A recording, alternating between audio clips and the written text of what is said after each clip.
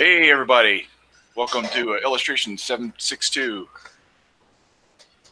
I'm Avery Butterworth, freelance illustrator and colorist for Hero Book 1, currently on Indiegogo. Joining me is Rick from Cross Comics and the writer-artist of Hero, Andrew Sharper.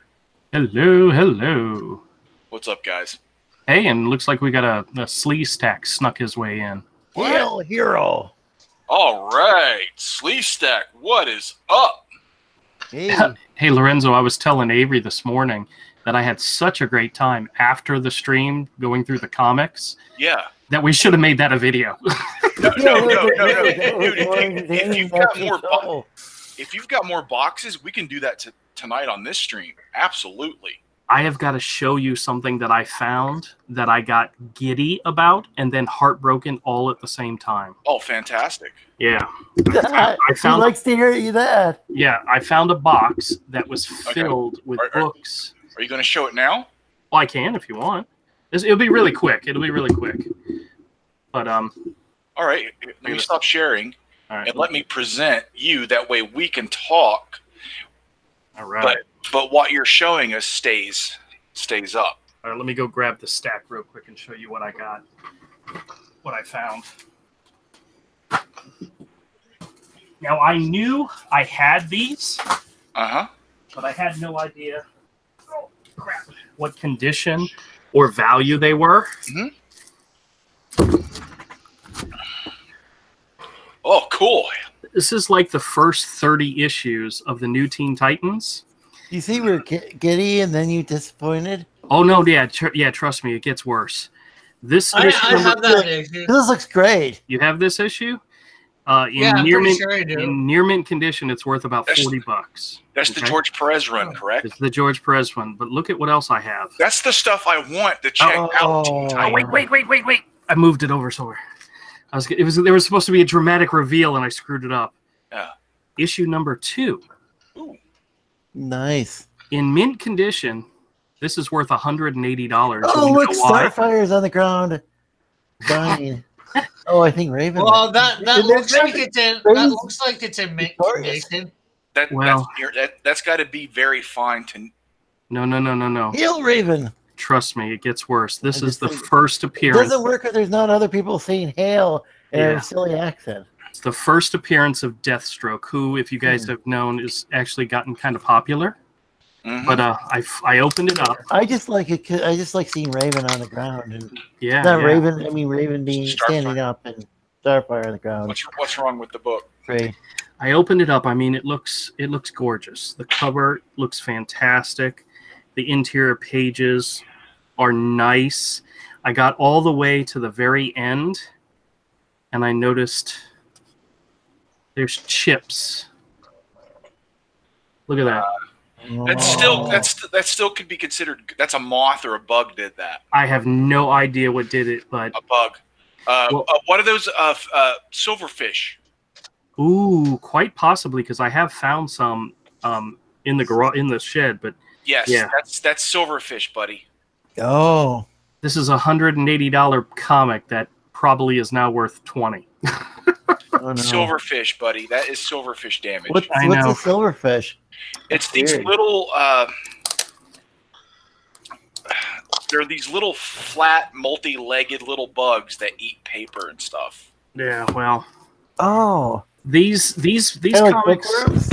Yeah, something very much like that. Yeah, oh yeah, that's annoying. These comics were in storage originally, and I put them all in bags and boards. They may have been in bags. They may have not been in bags.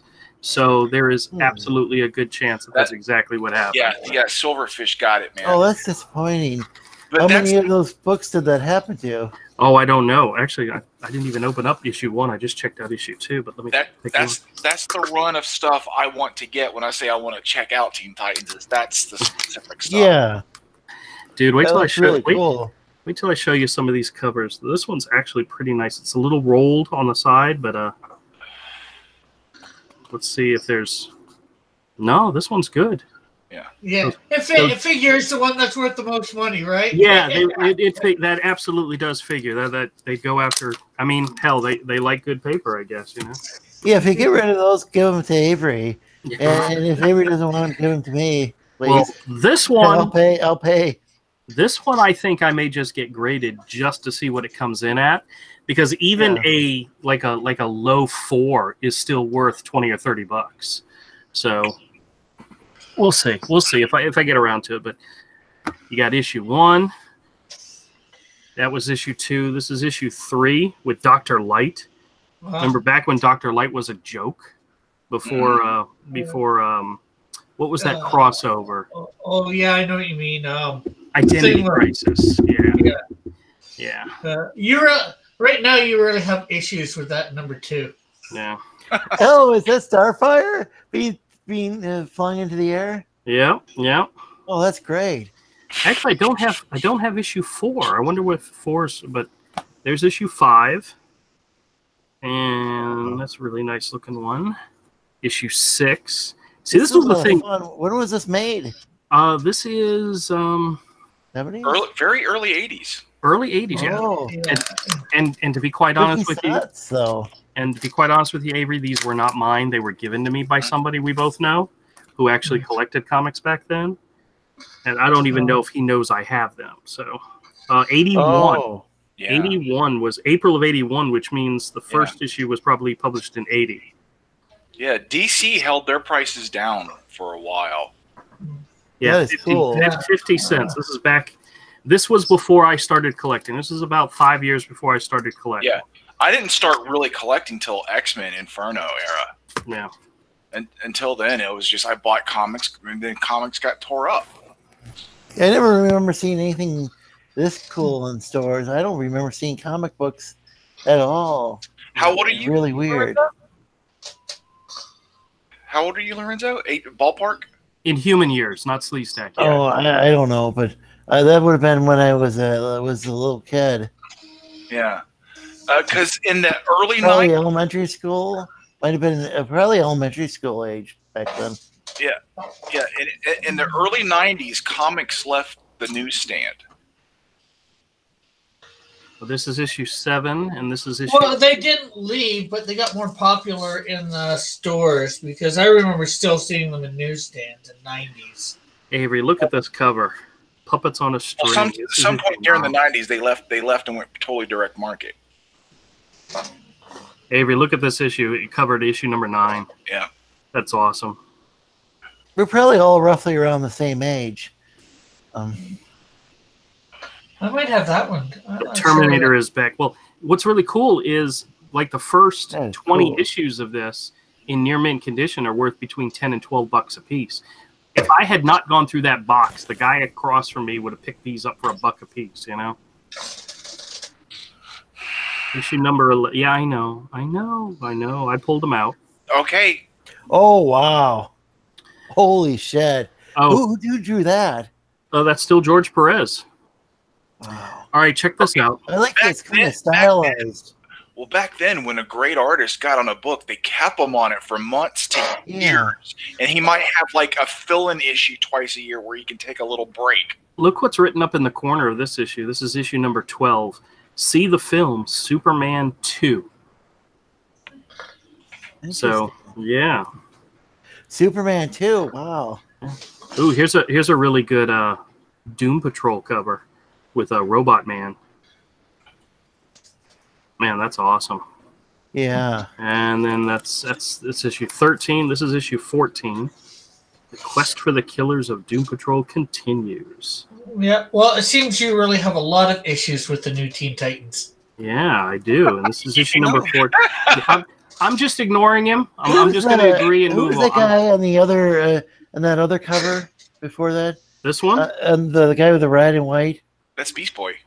Is that Beast Boy? Yeah, he's green. Yeah, that's Beast Boy. That's a Doom Patrol uniform. You look like an Asian dude or something. You didn't look green at all. You didn't look green at all. Well, something's wrong with my vision. This is issue 60. Oh, wait a minute. Let's check here. It says extra. Meet the incredible Captain Carrot and the Amazing Zoo crew in the special free 16-page preview comic. An instant collector item, new from DC. I gotta. No, who's that on the left? Is there a chick?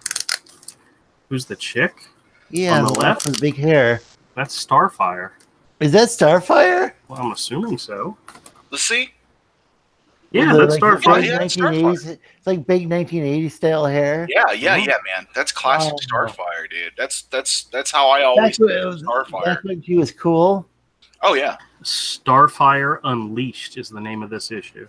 Is that? Oh, we have some booty pictures of Starfire over here. Somebody's taking pictures of her and they're focusing on her booty. Well, that's cool. So what's she like in the comic book? She's super bubbly, like in the cartoons that I've seen. Well, she's always been bubbly, and she doesn't due to the alien culture she's from. She doesn't have our hang-ups about modesty. Yeah. So when she wears really revealing clothing, she doesn't quite catch on. Oh, that's cool. Well, there's some good things to, so good elements to her personality that I didn't know about that the Cult of Raven's been keeping from me. Yeah. Yeah, I don't think Raven ever stepped out of the shower fully naked and people said, "Oh goodness," and just stand there and go, "Hi," you know, that was something Starfire would do. Yes, because she doesn't catch on. Yeah. It's not a part of her culture where she's from. Oh, that's interesting. Yeah, so a lot of things that she does isn't necessarily. She's not trying to be provocative. She doesn't get it. That was a part of her character. Is that why her personality seems kind of? Why she's got kind of this bubbly kind of. Mm-hmm. She just kind of doesn't quite fit in. Mm-hmm. She's a little too enthusiastic about things or whatever. Yes. Looks like I'm missing issue 19 as well. Well, that makes more sense to me and it does make sense if she's an alien. Mm-hmm. Oh, I have 2 copies of issue 21. Wow. Which here it says introducing Night Force by Wolfman and Colin in a special 16-page instant collector's item. That's cool. Gene Colan in there? Well, let's take a look. Let's take a look, dude. I love Gene Colan. You know, that's probably why he bought 2 of them, is because, you know, there was something special about this issue. Yeah. Now, I don't know if it's worth anything more because of it. I doubt it. Night Force. I have some beat up reader copies of Night Force, I think, somewhere. Oh, shit. This one's signed by Marv Wolfman, George Perez, and Romeo Tingala. Oh my god! I had no idea. Well, that just increases its value a little. Just a little bit, yeah. Wow. Oh, look at that splash page. The Mercy of Brother Blood. Well, it's not a splash page, but you know what I mean. Yeah, it's a 3/4 splash. Okay, I could see somebody having 2 copies then. Set the signed one aside and read the other. That's awesome, Gene Colan. Wow. I love Gene Colan. Oh, check out that page. Yeah. Well, it ain't no Captain Carrot, but you know. Yeah. Wow, this is. Dude, if you come across Tomb of Dracula, you know. Oh yeah, I know.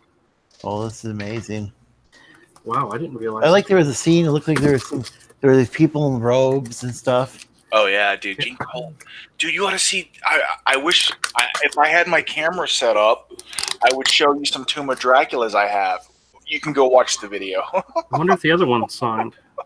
Nope, this one's not signed. It's his unsigned copy. That's the reader copy. Yeah. I wonder how. Yeah. I guess you're really gonna have to check them all out and see whether they're signed or not. Yeah. I'm sorry about that one copy.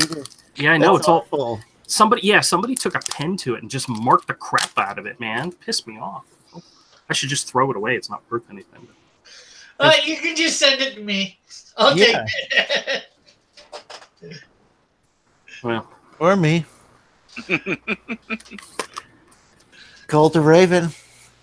See, I wonder if I sent that off to be graded, they probably wouldn't put on there that it was signed because they didn't have verification that it was signed. Oh yeah, that was signed in the 80s. Yeah, early 80s. Hey, what's that? Oh, whoa, that's amazing. That's really impressive right there. Oh, same these artist? these are same artist. This is George. Wow. This is still George Perez. But this looks more detailed for some reason. the Omega Force. Or the styles changed again. Yeah, Go ahead. One of the things George Perez used to always do is in the blacks, he'd put stars in the blacks. That was always awesome to me. Yeah. You know, This is back when they tried to make covers exciting and try to do some sort of element where it was representative of something or an amalgamation of different things that were going to happen in the comic. It may not be from the exact same perspective, but it usually tied into what you could expect. Hey, this one says it has an extra 16-page preview in it as well for Masters of the Universe. Ooh.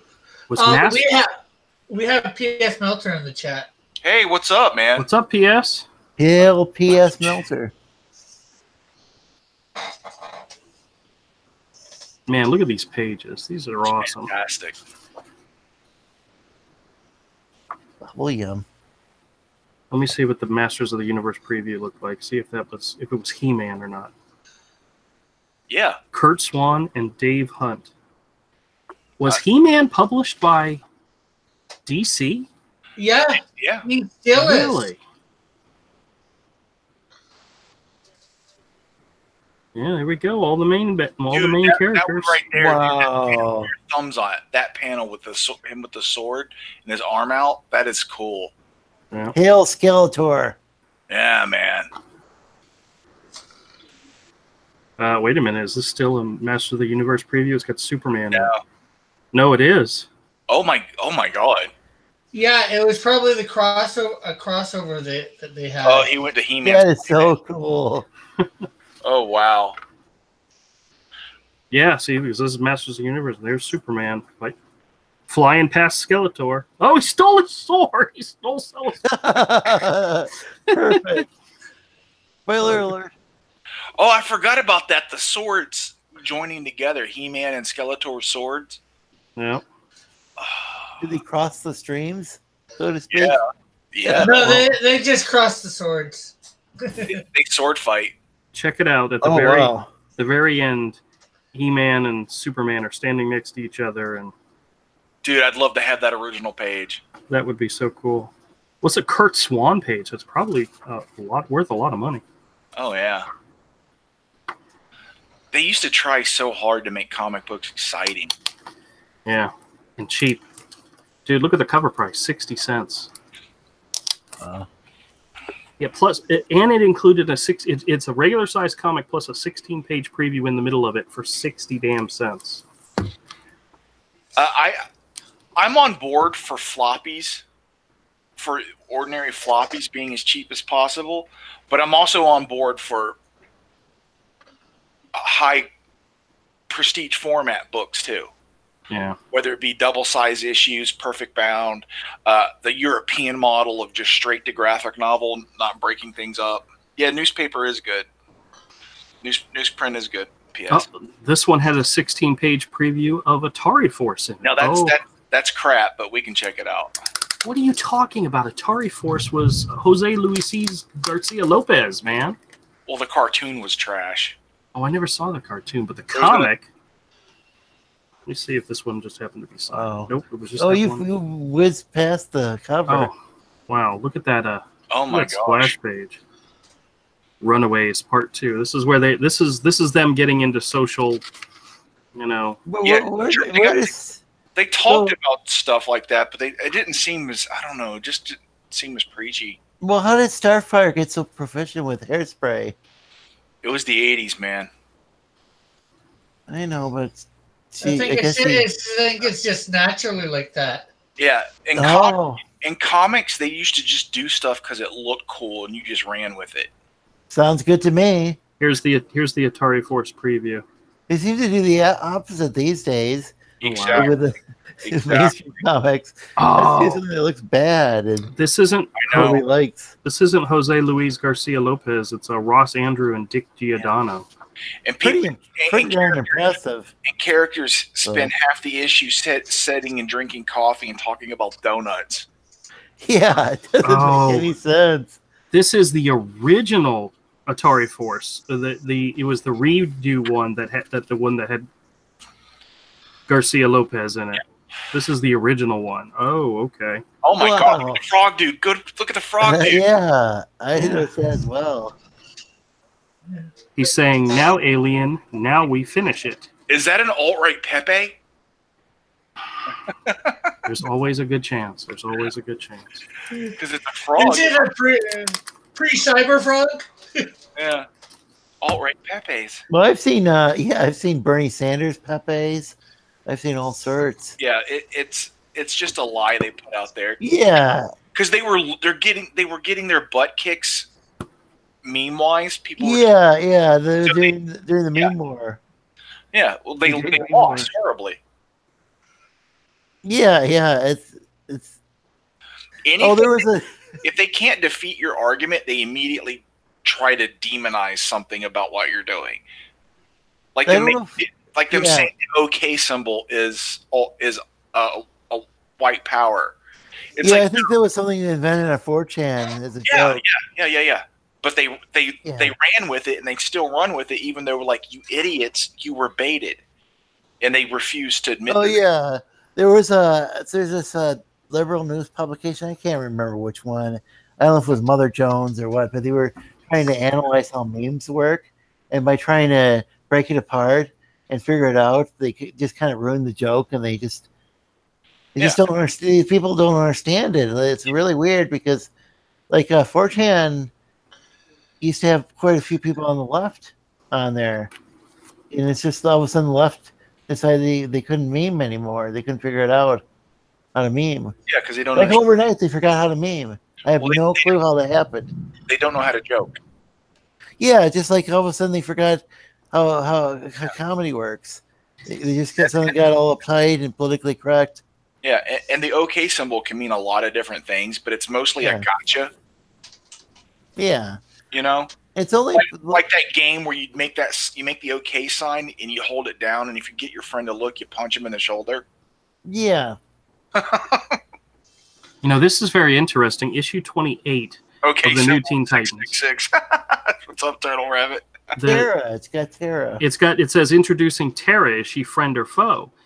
This was not her first appearance. Her first appearance is actually issue 26 in the Call Them Runaways storyline. Oh, wow.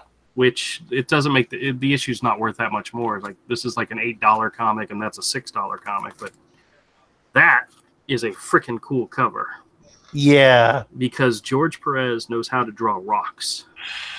Yeah. I wish I could draw rocks as well as he does, but all right, here, check this out. It's back when they just tried to make everything exciting. He knew how to rock out. And here's issue 30 where she joins the team. Yep. Issue 31 with Raven. Raven. Looking badass. Raven Berserk. That is so cool. Should we be Raven on that? What? He's a... Did he just make a She's So Raven joke? No. He Raven for... Oh, God. Raven for Raven. She's raving mad is what he's trying to say? Yeah, or you were raving about Raven. No, I said, should we be raving on her? You know? Should we be raving? Yeah. Trouble is spelled Terminator. This is great. That's issue 34. They want to terminate her? This is 35. 36. 37. Oh, wait a minute. The 36 into 37, the insignia up here changes, and it becomes 75 cents an issue. Yep. Oh, check out this issue. 38. Who is Donna Troy? Oh, that one I think I have too. That's gorgeous. Yeah. All right, let's see what else we got here. We got 39, where Speedy and Robin quit. 40, with his name is Brother Blood. And then I go into the... then I got the epic. Then I got the annuals. Here's annual number 1. Wow. And then amazing. Wow, look at the difference in this. This is annual number 1 from 82. It's $1. Okay, and this is a double-sized issue. This is the annual number 2. The price jumped to $2.50. But wow, this is actually the better paper. You can see in the cover. Yes. Wow. Let me flip this open and take a look on the inside. Oh, this is awesome. Let's see here. Did Marvel increase paper quality and then raise the price? Because that would be legitimate. No, that's prestige format paper. Yep. Is that perfect bound or is it stapled? No, it's stapled. What is the name of this paper? There was a certain name for it. Yeah, but it was higher quality paper. Yeah, the cover's by John Byrne. Interiors by John Byrne. Only some of it is. Is this one from the next year or? Yeah. No, this is 1986. Wow. Still, it's like $1 more though. I wouldn't think that the paper would cost $1 more. Wow. Oh, what was it called? The Baxter paper. The Baxter error. That's what it was. That is nice paper. It also makes the colors seem a lot more vibrant too. Yeah, it does. Yeah, it looks really. The colors are really nice on this. And then here's a story with art by Jim Bakey. Oh, geez. Whoa! Wow, that's awesome. Beautiful. And there's a cross on that horse. What is? Oh yeah, medieval times. Yeah, like the Crusades or something. Yeah, like Knights Templar or something. It's probably the origin of Brother Blood. Oh, the guy's licking blood. Yeah, he's licking blood off the sword. Yeah. The origin of which character? Brother Blood. Oh wow, that's fascinating. Yep. That's an amazing comic book right there. I guess there's a third story telling another tale of. See, dude, look at an ad for the original printing of Watchmen. Yep. Oh my gosh, this is so cool. I have no idea how I missed out on all this stuff. All I ended up was this was 86, so this is right after I started collecting comics, but I wasn't interested in superhero stuff, so. It's just like, just saw Betty and Veronica, and it was just all, and that was just what my mom had, and that was dull for her. No, for me it was. My dad never thought of buying me an Incredible Hulk or something, since he liked the character on TV, but maybe he didn't think that I don't know if he really had comic books himself as a kid. I never thought to ask him. I wonder if the first issue is signed. I mean, if he got that one issue signed, I wonder if he would get this one signed. Oh, you'd think. Well, I did open it up before, but I don't remember if I saw. I wasn't looking for it, so. You weren't looking for the ones that you did find? Yep. Nope, signed by Marv Wolfman. Signed by Marv Wolfman. So. Whoa! Look at Avery drooling. Oh my gosh, that's Marv Wolfman's signature too. Yeah. That's legit. Oh my gosh. Signed. Well, that price just went up. I didn't even see that. All I saw was the Lego hat. I don't take your word for it. Right before you can't see the signature underneath the. Oh, you know what? I didn't look. Let me. Just out of curiosity. Well, he would have the first issue signed. That makes perfect sense. And he had this issue signed because it had something extra in it. But I wonder if he had issue 2 signed. Because, I mean, if he had issue 1 and he met those guys, he might have had issue 2. That might just save that damage that was done by its silverfish. I don't know. It at least tax on $20. Maybe. Marv Wolfman's still alive. If he was. Wait, is he? Yeah, I think so. Are you sure? He is. Somebody Google that. I'll Google it right quick. I believe.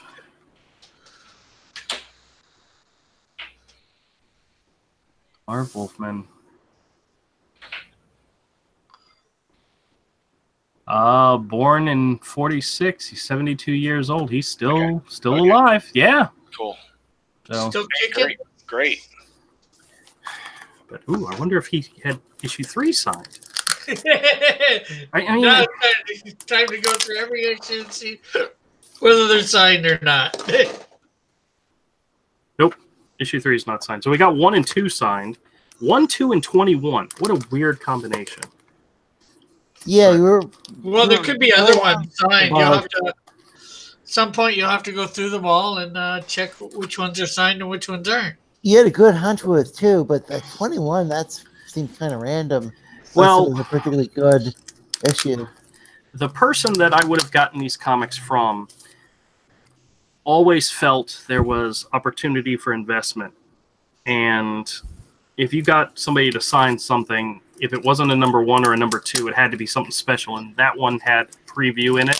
So he probably felt that was important. But what's really weird, okay, that what's makes sense. What's really weird is issues 1 and 2 were signed by Marv Wolfman. Issue 21 was signed by all the creative team, the inker, the letter, the penciler, George. Cool. So he may have seen him at a different show. So that's wow. I'm so glad I didn't stick these in my dollar bin. I'm glad too. Gosh, that's dude. I'd be beating you, dude. Yeah, I know. You wouldn't be beating him because you wouldn't have known that he did it. He would have. No. He would have told me. What else you got, man? What else you found? Oh, I got to run to the bathroom. So take me off the presentation, and I'll be right back. All right. Please. I'll leave. All right. Oh, so that was somewhat exciting. Oh, dude. Whoa, Yes. these are blowing my mind. These So what are we going to do for an encore? unboxings or whatever they're called. I was gonna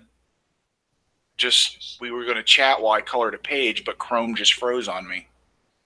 Oh, no. So And what do zooming you across.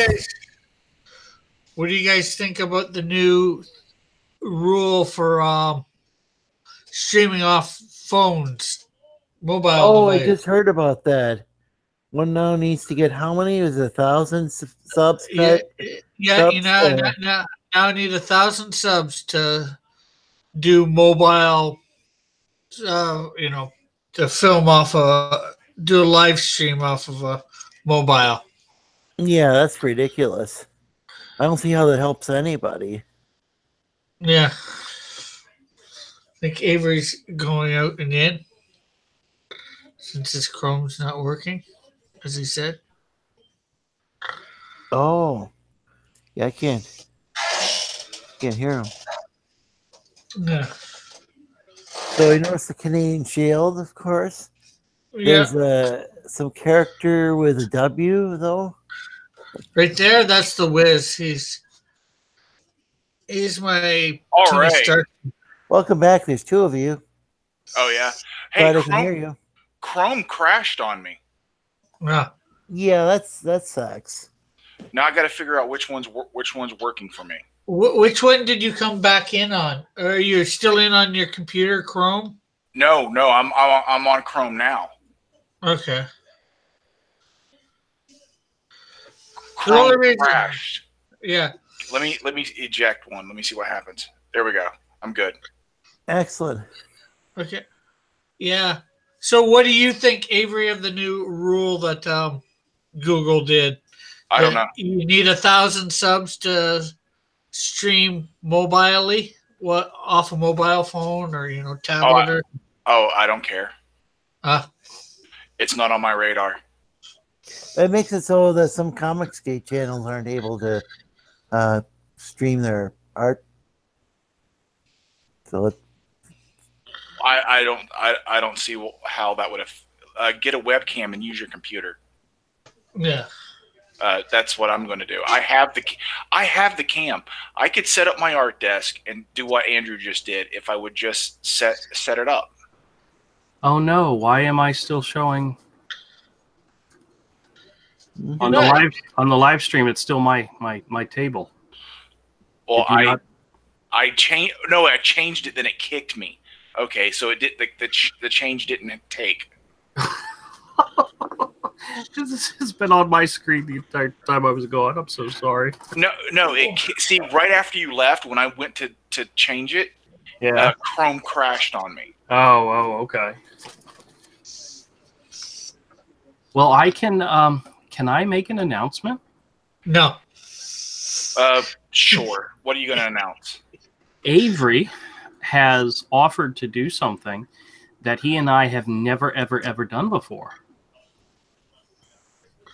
He is going. Remember I announced that I was going to do. Why is it? Okay, now it's jumping back over, and now it's jumping over. Okay. Yeah. You got to give it a second. Yeah. Okay. So remember how I announced that we were going to do an extra backup story for Hero Book 1, and I figured it'd probably be about 6 pages.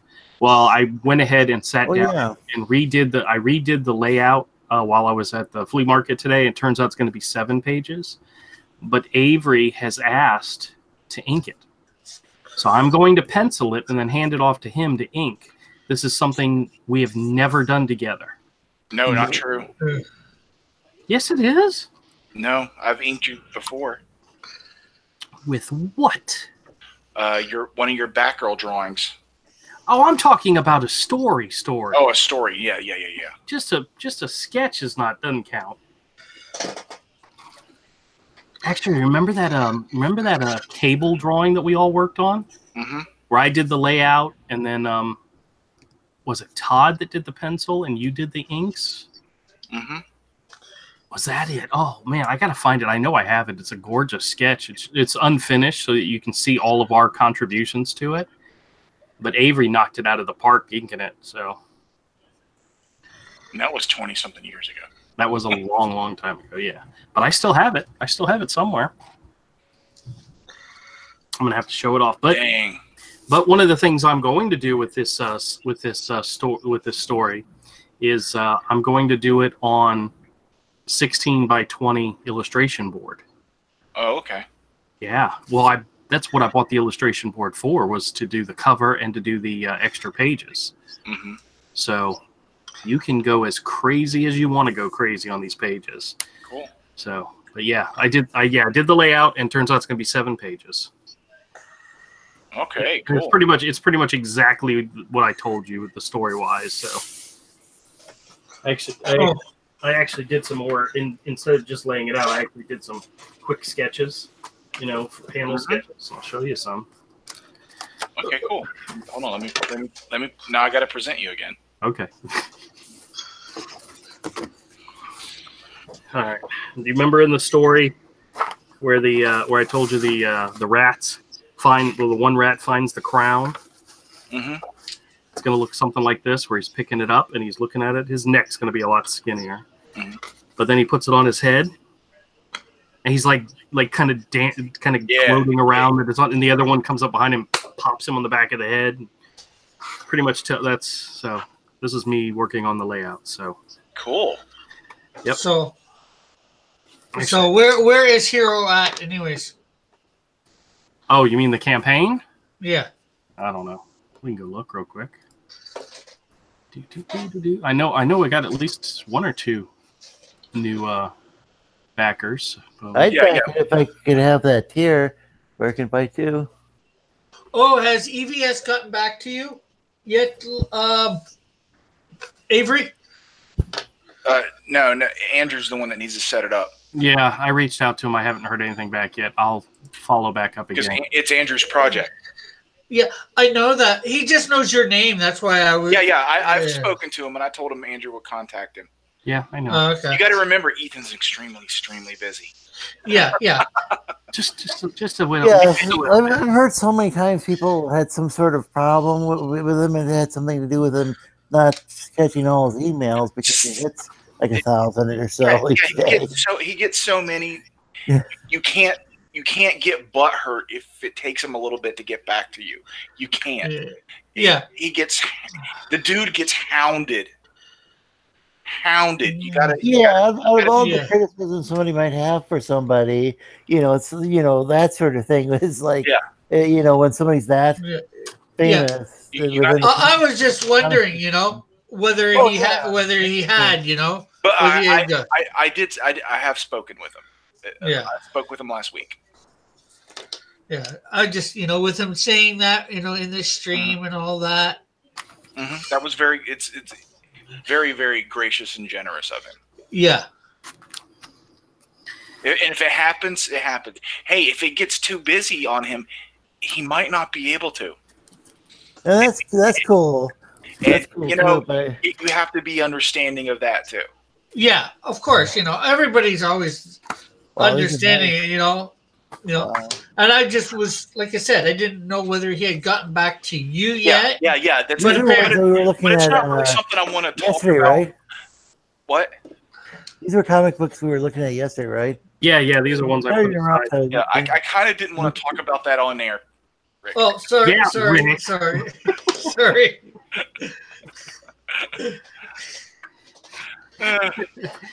Well, it's easy for people to misconstrue things. Yes. Yeah. So, yes. Nothing is set in stone. Yeah. It's a possibility. If he gets too busy or has something else pop up, it might not happen. Yeah. He didn't have it. We haven't had an opportunity to set anything in stone. Yeah. I understand that perfectly. I just, I thought I'd ask. I didn't realize you didn't want to talk about it on air. Sorry. Yeah, exactly, because it's not set in stone. Yeah, Rick, shut up, man. Shut up. Damn, Rick, you're as bad as I am, man. Blame Canada. But if he'll have us on there, we would be eternally grateful. Yeah, that's basically how it's good to approach things in life like that. It's, if things happen, they happen. If you don't, Yeah, you can't. When you launch a campaign, it's all on you. Any help you're given from someone else is a kindness. It's a courtesy, and you have to treat it as such. If you go around expecting other people to have you on, expecting other people to help promote you, well, you're in for a real bad time, and you're not going to learn anything, and you're just going to look like a jerk. Yeah, exactly. That's the reason. Yeah, sure. That's part of the reason why anybody says anything negative on one of our shows about another comic skater, we kind of go, we kind of get a little like, stop. Yeah. Because from our perspective, that's not what we need to be doing. That's not what you should do. Even if I don't like someone, the last thing I want to do is go around stepping on someone else's dick. Oh, yeah. Language. Don't do that. But that's not what, as professionals, we need to be doing. That's the reason we don't like drama. We're not interested in beef with anyone. There's a lot of crossover in CG and in independent comics with the fan base. And we want anybody who looks at Hero and goes, hey, that looks cool, to buy it. We don't want silly divides with our audience. The fans are free to like whoever they like, buy whatever they want to buy. My opinion on it does not matter. Yeah. My opinion is, do you like my book? Good, really? Please buy it. Oh, you bought it? Thank you. That's it. That's all I have. There's a dude named dudette, not sure, named Turtle Rabbit in the chat. Yeah, Turtle Rabbit, yeah. That sounds exactly like the sort of person who this project this Hero project would be for. Yeah. Edwin has been promoting us very heavily. Yeah, because it's an animal-based name. That's cool. Yeah, Edwin has been incredible, and we haven't asked Edwin for any of it. Yeah, I like Edwin. Edwin's just being he's a stand-up guy. Kind Edwin. Yeah, he does it by himself, but sometimes I go on there and I'm like, have you looked at Hero yet? yes, I catch you. Yeah. And there's times I'm like, Cross, calm down. Well,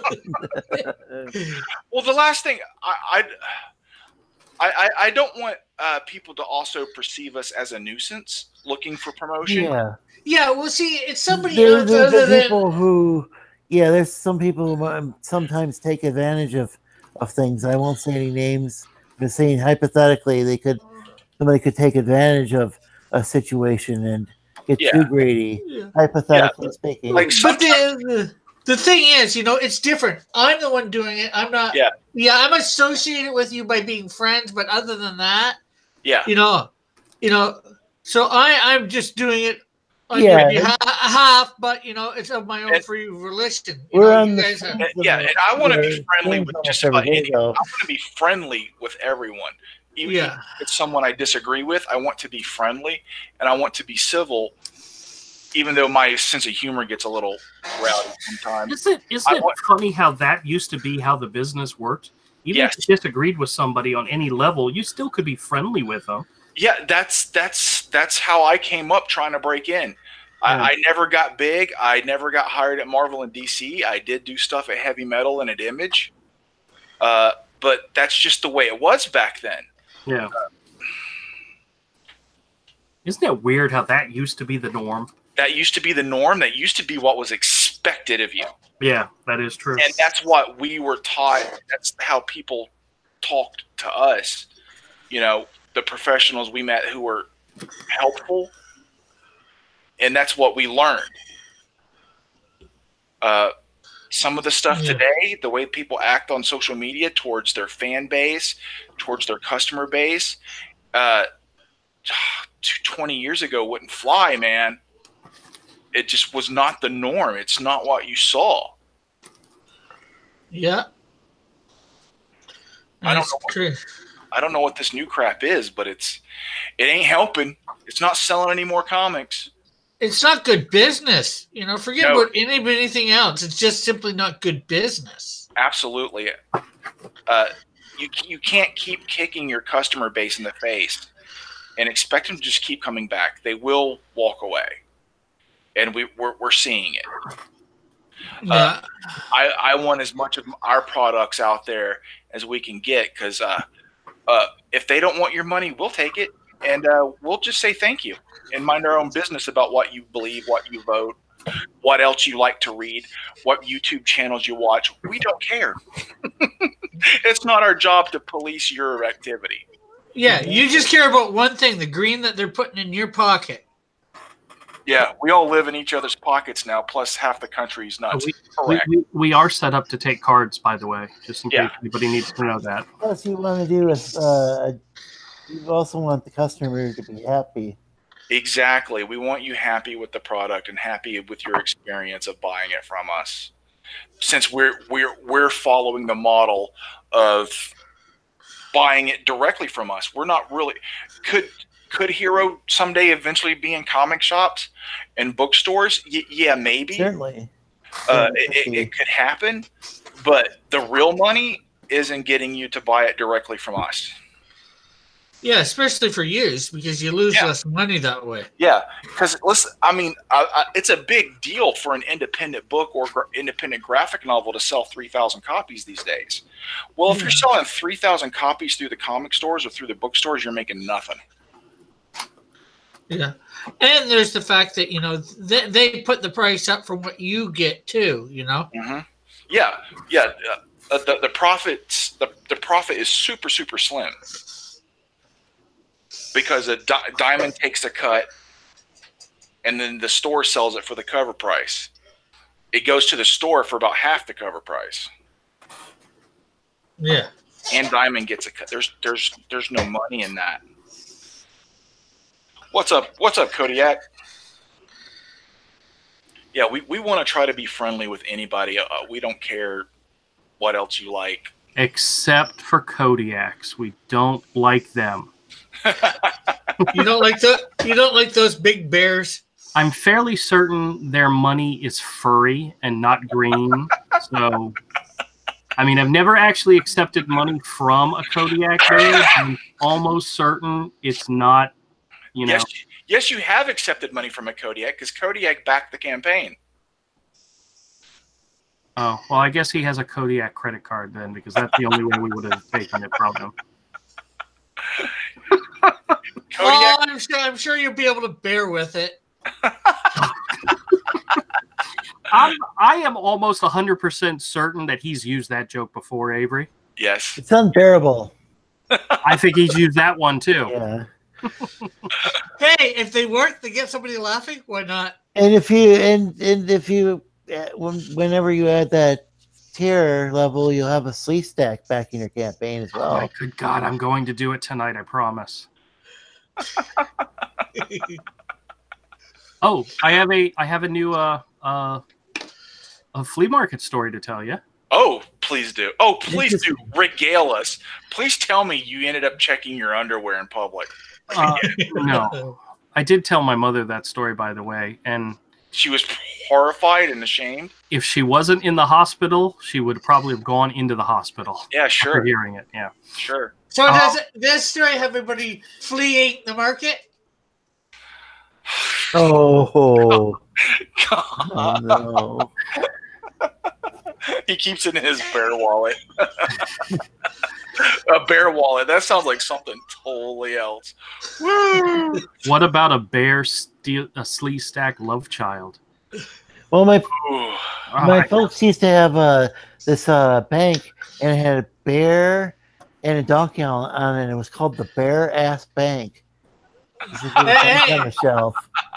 I just need to know whether Kodiak's wallet is made from bear skin. I'm guessing my folks got that like when just in the 70s when they were like on a lot of LSD. I don't know. I don't know. Do you remember how long ago I drew that raccoon? What raccoon, my friend? You remember the one that you actually really liked? That was supposed to be one of the characters that appeared in the backup story. The one that you thought looked like a Mike Ringo drawing. Yes, it did. I can't find the sketch. I don't know where it's at. Oh, you! So I'm looking for the video of me drawing it because I know I made a video of it. Yeah, it was a few months ago. Yeah. Oh, you son of a bitch. Son of a baby. You bet. Andrew, fix this now. I'm working on it right this second. Fix this now, or you're getting Mark Wade's Rusty Chainsaw. Well, he could sell that for a little bit of money, right? I think maybe. Oh man, King baby. Just stay away from my butthole, man. No problem. I seem to miss something. I don't know where that came from. Yeah, the stay away from my butthole. That's Andrew trying to be edgy and trying to be funny and failing. No, I'm pretty sure somebody said something about rusty chainsaws and going after somebody's butthole. Sounds like Mark Wade. Yeah. The anti Comicsgate is the people I will say bad things about, jokingly. Oh yeah, I have no problem with that. Mark Wade, they're crazy. Was it Mark Wade or Mark Zaid? It was Mark Wade. Yeah, it's weird that there were two of them. Wow, that was crazy. There's a Mark Zaid as well. Yeah, that's his attorney for his law. That's his attorney. And he was like, and his attorney was shitposting. Yes, it's like an attorney shitposting. It's like, oh, dude, Wade knows he's going down. The lawyer knows he's going down. They know our boy Zach's got him. That's part of the reason Zach's on his P's and Q's, I bet. There is no way I went all the There's no way I went all the way back to July. Taking the higher ground, Zach is. Yes. I think Zach's gonna win. I hope he does. I think it might ultimately just be lawsuits that settle the stuff. Yeah, you can't treat people that way. It's not right. And I hope they catch whoever's doing the swatting, and who's ever and if there's like rhetoric, like calling people Nazis and stuff involved. I don't know. I mean, we got pretty strict free speech laws here. Like, I think in Canada, there's more like somebody can sue somebody for defamation there. Oh, they can throw you. They can throw I know we got. Yeah, it's just with our new laws. Canada actually gets a little oppressive with some of their stuff. Yeah, I know. Technically, I think he said was called a Nazi by a college. Yeah, college being a Nazi, so he's suing them. You guys did hear the update, right? They did find the guys that initiated the swatting. No. Edwin or Peter Samedi? No, never mind. Forget it. I was going to make a joke, and I just realized it was a dumb joke. Oh, dude. No, I was going to throw Jesse Smollett in there somewhere, and I realized... Stop. Come on. I was trying for a joke, and it just... Dude, I disavow. I'm so sorry. I disavow you, Andrew. Oh, no. And I understand. You made me disavow you. No, each and every day. I was trying to... I know. Do you know what it was? It was me saying that they found out it was the same two guys that beat up Jesse Smollett. But then I realized that was not funny. Andrew? Yeah, I know. You're always so funny. I screwed that up. It's like Zach says, realize you're only this funny. Yeah, I know. And stay in that zone. But do you notice that I kind of realized it before I said it, but then I explained it anyway? But at least I didn't. Yeah, I screwed that up. That was very artistic of you. I'm very ashamed. I'm devastated in myself. I found it. December 23rd. All right. Designing a new character, a raccoon. Yeah, I really liked that raccoon drawing. That was good stuff. Yeah. Now now that I know the date, I know where to go back to find the reference. Yes. Okay. It makes it easier to go through your files to.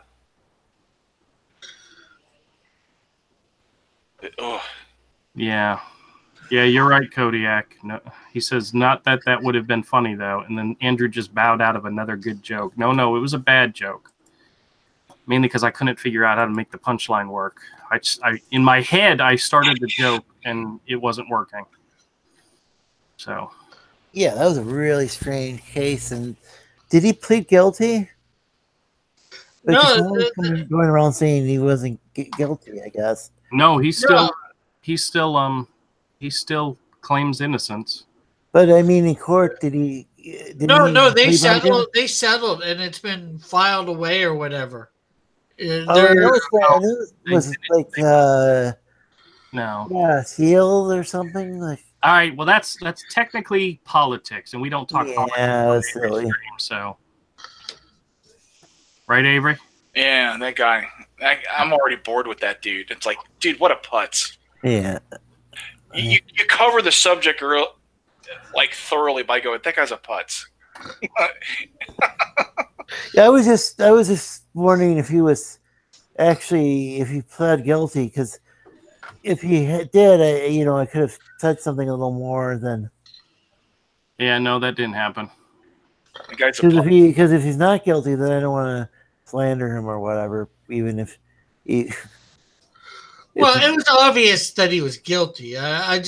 Legal burden. I mean. All right, guys, we're going back to that statement I just made. That's politics, and Avery didn't like it, so stop it. Yeah. Or we have to start kicking people off the stream. Can we start with you, dude? You're the one that brought it up. Hey. Yeah. If I got kicked off of streams because of bad jokes... I think I have kicked Andrew off of streams for bad jokes. You'd never have heard me. You'd never hear my voice. I have kicked Andrew off streams for bad jokes. Of course, I re-invited him, but I did kick him. Didn't you do a stream the other day without him? Yeah. He did not bother sending the link. No, I never got the notification. Yeah. Because he had live streamed 3 times that day, so I never got the notification. No, I didn't live stream 3 times a day. I uploaded 2 videos. Oh, well then you did something in it. Yeah. Yeah, I uploaded a couple of videos. I uploaded my Twitch stuff. I was goofing around on Twitch trying to get some stuff worked out with Fallout 4. Yep, that was it. That was it. Okay. It counts that. I'm trying to work some stuff out, get my Fallout 4 game stable so I can do some stuff with it. Yeah, that'd be cool. Yeah, I gotta start doing maybe. I'm thinking of starting to do some Twitch streams too. Yeah. Well, if I'm gonna stream a video game, even though I have a capture card now, it's still easier to do it on Twitch because I can do it right from my Xbox. I don't. Oh yeah. So I don't know why YouTube dropped the feature to live stream from the Xbox. It never had it. Oh really? It was never there. They never. Oh, I thought they had some feature they dropped. No, I wish they had that feature in the YouTube app on my Xbox to stream straight to my channel. I would do it, man. I would do it. I could stream every day because I'd be like, okay, I'm just gonna play some Fallout 4. I'm just gonna play some Grand Theft Auto. I'm gonna play some Halo. Oh yeah, I got tons of games. Yeah, I would love it if they would put that feature in. It'd be fantastic.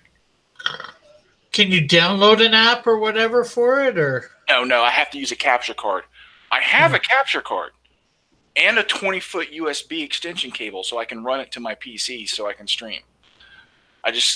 More stuff to set up. Yeah. I didn't know one could get a capture card for the Xbox. Oh, I guess that's how they. I guess the. It's an external. It's an external caption card. That must be what the YouTubers do then. Yes. No, yeah, but a lot of people have their games console right next to their computer.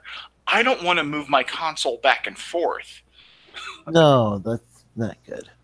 Yeah, Mixer. There is a way to do it with Mixer and using your phone, because what you would do is you'll stream on your console on Mixer. Yeah. And then go to your phone Mixer app on your phone, bring it up. Right? Bring up your stream. Then go to Google Hangouts on your phone and share your screen. Oh, that's probably a lot of what they're doing now. Wouldn't there be a delay? Most people have, even more of a delay. Most people, all the big streamers have capture cards, or they're streaming on PC. It's just the best way to do it, to get the best video quality, is a capture card, either an external or an internal capture card.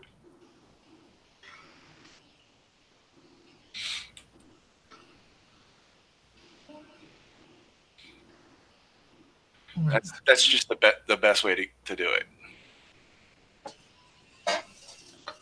Well, that's definitely interesting to know. I've thought about doing some gaming. Yeah, and you can go pick a capture card up for about $160 at Best Buy, and you can get an Elgato. Although I'm thinking I might do get an emulator and do some retro stuff.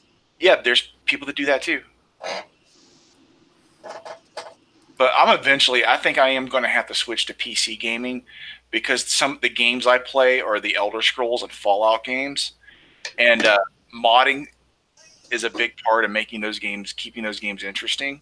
Yeah. And I can mod Skyrim a little bit and Fallout on the Xbox, but the thing is, though, the Xbox can't handle mods.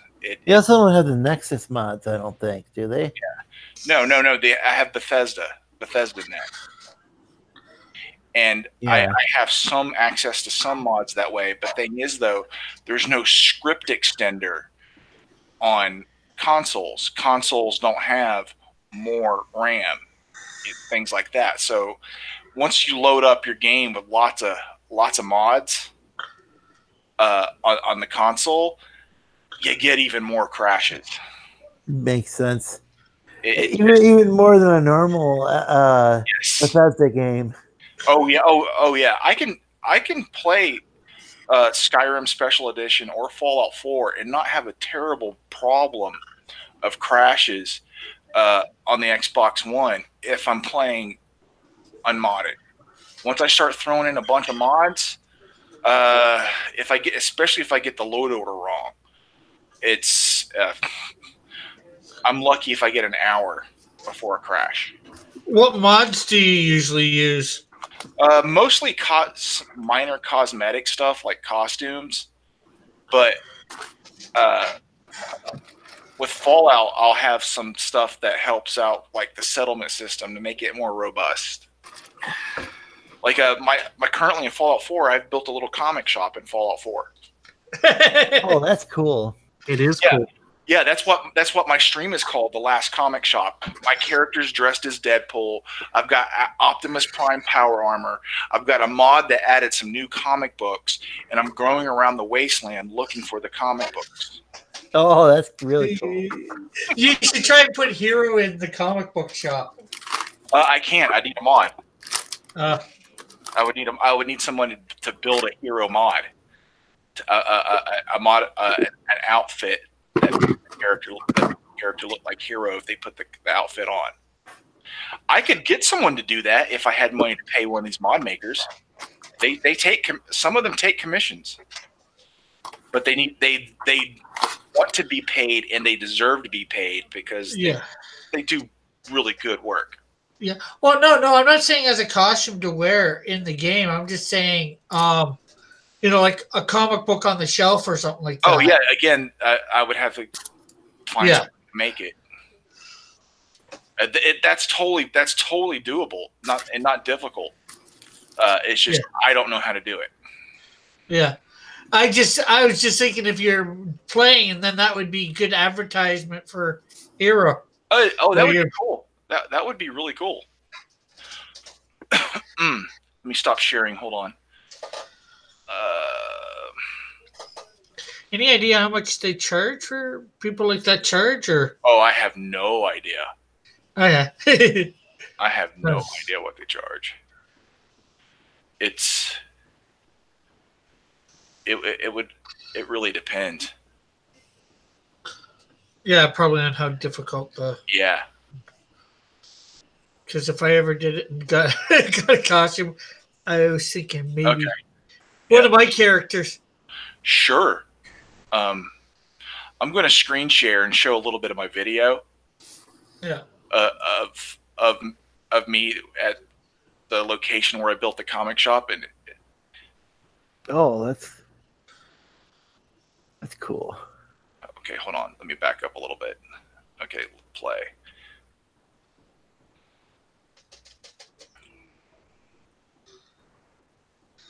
The draw-in's bad because all those lights. Oh, so this is is this at one of the abandoned drive-ins? Yes. Oh, there's lots of space there. Good. Yeah, but it still crashes because there's so many mods to create this. I've just seen there's lots of space for like a comic book store at yeah, but but there's so many mods to create that. I have to keep it. Yeah, that's unfortunate. I have to keep it small because it's so much. When you have that much stuff that compact, it will crash your game. See, I've got McCready in that Optimus Prime armor. And entering into Diamond City. Yeah. See, there's me and McCready. Nice. Deadpool and Optimus Prime together again. Exactly. This is just me being stupid. Let me see what else is in here. I should go. So McCready's Optimus Prime? I have the power armor right now, and I have a McCready currently, and I have McCready dressed as Batman in the duster and stuff from one of the Batman Superman movies, where he's got the duster and he's in the desert with the goggles. I've got McCready just like that now, actually. I thought I saw Optimus Prime. Yeah. When I did this part, McCready. Yeah. So this is an older video. Yeah. Do you have Optimus Prime as your as your companion? Yes. That's McCready in power armor, and the power. Oh, okay. And the power armor looks like Optimus Prime. See, I've got that girl dressed. That's Piper dressed as Batgirl. Really? Where'd she go? I can't control it because it's video. Oh yeah. Jinro armor.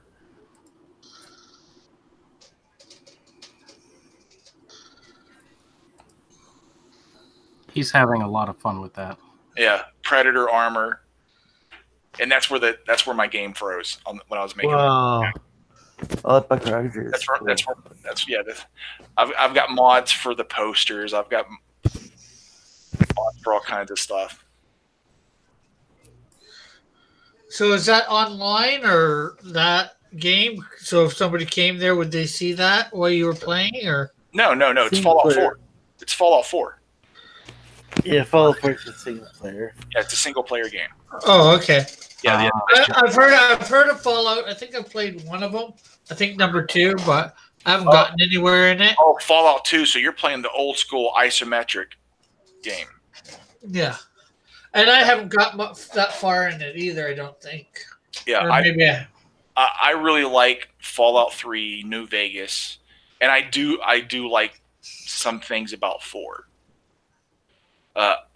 I'm considering though, while I starting maybe Monday, I don't know, is starting a Let's Play for Morrowind because I have the 360 version of Morrowind. Okay. Kodiak, Yeah, that would be. yeah. The thing is Skyrim, and then we should just call it Fallout 4 Skyrim.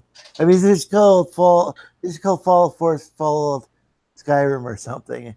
Yeah. No.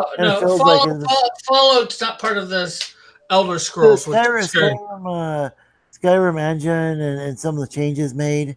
Yeah, well, the way that the NPCs act and stuff are similar. Well, when they made, here's the thing, going back all the way to Morrowind, it's all built on a modified version of the Brio engine. It's all the same game engine. Yeah, but it's really obvious. Yeah, I know that, but it's really obvious in Well, people said the same thing. When Skyrim came out, they called it Fallout 3 with swords. When Fallout 4 came out, they called it Skyrim with guns. And that's such an old engine too that I heard they're having serious problems with the online game. Yeah, it's not because of the engine. The engine is fine. There were other massive online games that used the same engine. It's their sloppy code is the problem. Oh yeah. Go watch Zahakron. He explains it in a video a few weeks ago or a few months ago. Who's that? Zahakron. Zahakron. Hakron? Yeah, he explains it. It's Bethesda's sloppy code. There's other really big online games that use that same engine. It's just Bethesda being lazy Bethesda, which they are. As fun as their games are to play, they make great, wonderful, huge, fun sandboxes. Morrowind is my absolute favorite one because it has the best balance of a lot of things. Yeah. But I play Skyrim more because it's pretty. It's a great. Yeah. It's the most fun sandbox to play in. Yeah. Any idea whether they're coming out with an Elder Scrolls 6? You know, it's been a while. Oh yes, they're working on it. They're working. They have a teaser out, but all it is a camera panning a landscape, and I'm not sure where it's going to be. I think it might be it might be Hammerfell or High Rock. I'm not sure. I've played a little bit of Oblivion. Oblivion's good. Oblivion. See, I have both Morrowind and Oblivion are backwards compatible now on the Xbox One. So anybody who takes their 360 disc for Oblivion and you want to play it on your Xbox One, don't load the first disc. Just take the second disc, the expansion disc, and put that in to play from. Or else you won't be able to play your DLC. Just play from the expansion disc. If you're using the original 360 discs for Oblivion. Why do they do that? It's just a quirk. There is a release of Oblivion where they didn't update anything, but it's in an Xbox One case. And you can buy that. But if you have the old 360 discs of Oblivion and you want to play it on your Xbox One, you'll download if you use the expansion, it'll download all the game plus expansion. But if you use the first one, it won't download. Yeah. I thought I was going to be a smart guy and just download the DL and just load in my DLC, then put in the disc and play. Well, then after I finished the main story, I wanted to go looking how to get into my DLC and start those quests. I couldn't find it. I'm like, what's going on? Then I looked it up online. Hey, don't play Oblivion from the first disc. Play it from the second. Wow. That's annoying. It's weird. It doesn't make any sense. Because that's the exact opposite of what you had to do to play it on the 360s. You had to load your second disc, get all that extra content on there, then play from your first disc. Yeah. Well, Oblivion's ass backwards. That's the problem with having discs when one has to still. Or you could make things easier on yourself. If you don't have Oblivion, if you don't have Morrowind, but you want to play them on console, Morrowind's only $10 on Xbox. Yeah, I downloaded Oblivion for Xbox. I don't know if I can get Morrowind for Xbox or not. If you have an Xbox Live account, you can. It's in the store. Okay, I'll look that up. Yeah, it's in the store, $9.99.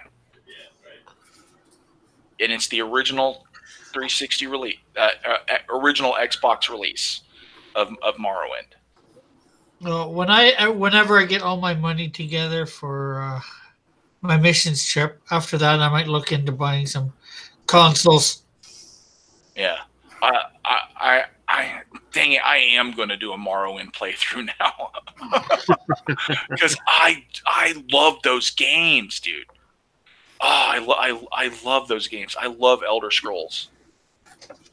I like being a Khajiit wizard because that's the kind of weird combination of if I want to, I can use range, but then if I'm stuck in a bind, I can just use my paws. I never have to use any sort of weapons. I tend to play as whatever makes the most sense for that particular story. Yeah. Like if I'm playing Skyrim, I tend to play as a Nord. If I'm playing Morrowind, I play as a Dark Elf. Oh, okay. Although if I'm playing Oblivion, I play as a Breton instead of an Imperial. Because I don't like the Imperials. Yeah, I don't either. So when they put it on I guess when they put those games on the Xbox One, they didn't update the graphics any? No, they're just ports. But like when you first start to play Morrowind after playing current games, it's a little jarring, it's a little rough, but eventually you get used to it and you don't mind it once you're really into the story. Yeah. It's all good. But if you do want to play it on PC, you can get it for PC. And there are some mods that bring it up to a high tier 360 game in graphics. Huh. And some mods that make the combat a little bit better.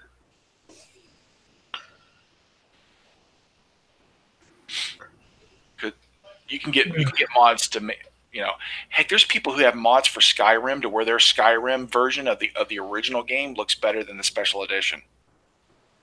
Oh, yeah. For the original. Yeah, for the original Skyrim. Their modded 32-bit Skyrim of the original looks better than the new special edition. Actually, what I'd like to check out is the 3D version with the 3D goggles version of Skyrim. Oh, dude, that sounds like a headache.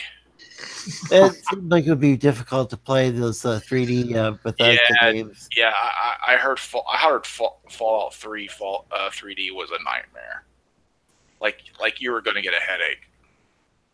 I'd just like to check it out, see what it's like. Yeah. If you start getting fun to check out at a decent price if you got the 3D goggles, and you can get it on sale for dirt cheap. I would try it if it was at an exhibit somewhere and somebody was like, "Here, you want to look at this?" I'd be like, "Okay, let me look at it." Okay, now I'm ready to throw up. No, thank you. Yeah. That's true. Even if it was like maybe $10 or $15. Yeah, I would not. No sense if you just play it once. Yeah, I wouldn't pay any money to check it out, but if someone was like, "Here, look at this for a second," I would do that. then I would be like, yeah, miss me with that shit. Yeah. That's just me. Yeah. Oh, I have a hard time with Yeah, I get headaches and stuff, so I don't think I would be able to handle that well. Probably when I was a kid, I could have. I've got friends who have like 3D stuff for their phone. They've shown me like these cool 3D Marvel things where it looks like the Hulk and Iron Man are all flying past you and jumping past you and going into battle against Ultron. And it's like, it looks 3D, but I'm just like, my brain does not like this. Get this show off. Like, this ain't right. Yeah, I would have been able. When I was a kid, I could handle things better without getting headaches, but now it's like, let me go. Yeah, it's just too much.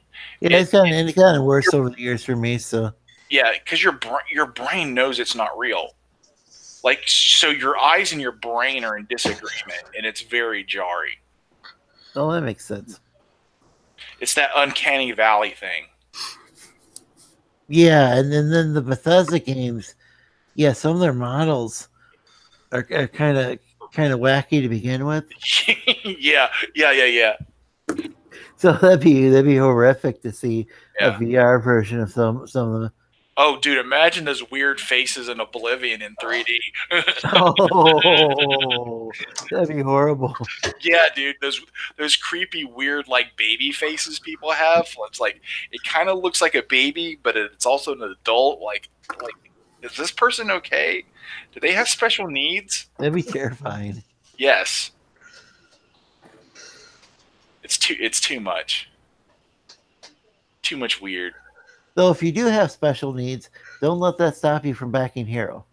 Yeah. Because Andrew's got special needs anyway. Yes. I was talking about the weird faces in Oblivion, man. Oh, they're a little creepy. Like, it takes, like, when you're playing Oblivion, it takes a few minutes for you to set that aside and get into it.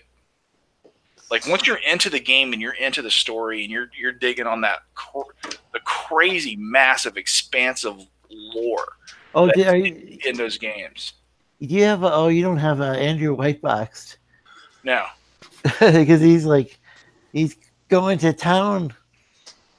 No, I'm just working on my sketch in my sketchbook. No. I'm working on colors for this page. And yeah, so I have it set to where whoever talks pops up. Oh, I see. That makes sense. And of course, I'm working on my big background. Nice. Slowly adding character after character in. Nice. What's that dude? That creepy guy they meme where he's like, in the mouth. Nice. Huh. You've never seen that, dude? Not sure. It's a creepy meme. It's some guy who has this YouTube video. I don't know. I don't remember his name, but he gets memed a lot. I'd have to find. Oh, let me stop sharing. Let me go back to YouTube.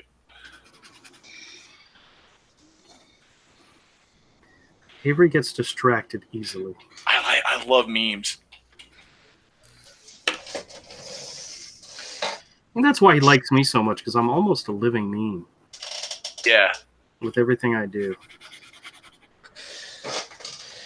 Yeah. Apparently you've been that way for years. Okay, yeah. Yeah. It's hot food, kids, poems, and stories with Michael Rosen. Let me find the meme. Let me find the meme of him, though. Yeah. Let me find one of the memes, dude, because that dude has been memed and memed and memed. And the funny thing is, I've never heard of that show. Yeah, it's on YouTube. In the Mouse, nice auto tune 1 hour. Nope. 1 hour of noise. Oh my god, dude. Is this a meme or is this the actual guy? No, it's actually his actual channel. I'm not going to show it. I need to find one of the memes. Yeah. This seems mean. Mean. But okay. Yeah, you kind of missed on that one, Rick. Yeah, I know. I couldn't figure out how to pronounce it right to get it to go good. You got a little bit of Andrew in you. Pardon it? Rick throws it out there just to see if something will happen, you know? Yeah. He's never sure if anything ever is going to land, but he tries. And sometimes they're just epic.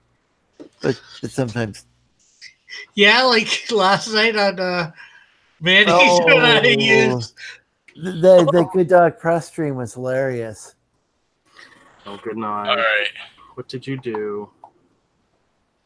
Oh, there was one right near the end. Me getting off. I used like 3 or 4, 5 of us in the panel. Or people's names in, making different puns about them. What's up, Bethany? Hey, Bethany. Hey, Bethany. Bethany. That Patrick Stewart voice is nice too. Bethany, Okay. you just now got the notification? We've been streaming for an hour and 25 minutes. All right. Here's the in the mouth noise meme. One of the guys the memes. Into the mouth.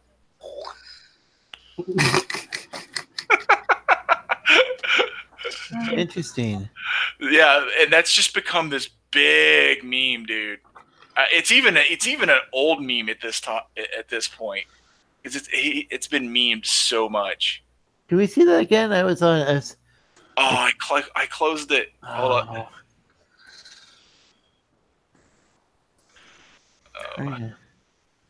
Oh, that one brush I accidentally got switched to mess things up. Oh my god, I gotta go through and fix all that. All right, Avery, I found the video in which I did the original illustration for the raccoon. So I redid it in my sketchbook. Take a look at it if you get a second. Yeah, that's cool. Yeah. I like that, man. He's very cute and friendly looking. But you only see him for like 2 pages. Actually, you see him for 1, 2, 3 pages, maybe 4 pages. He's at the beginning and the end of the story, and half the time he's asleep. That's cool. Yep. I like that. Cool. But I'm gonna pencil it and I'm gonna let you ink it. But Sleepy boy and good night, Mr. Raccoon. Nice. Like Lorenzo's looking up the meme.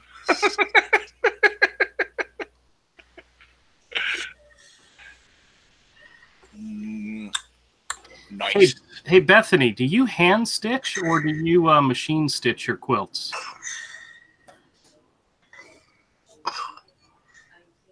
I was watching her, I think Friday, she did a live stream and she was talking about the quilting that she does.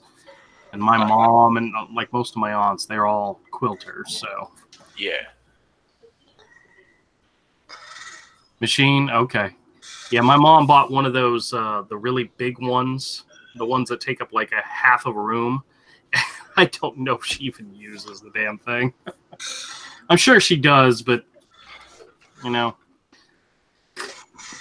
it's pretty cool looking. It's one of those types of machines you don't want to get your fingers caught in because, you know. Are you sure? Or your hair? I'm not, guys, yeah, Are you sure? I'm stupid, but I'm not dumb. I know getting your hair stuck in it could be a very hairy situation.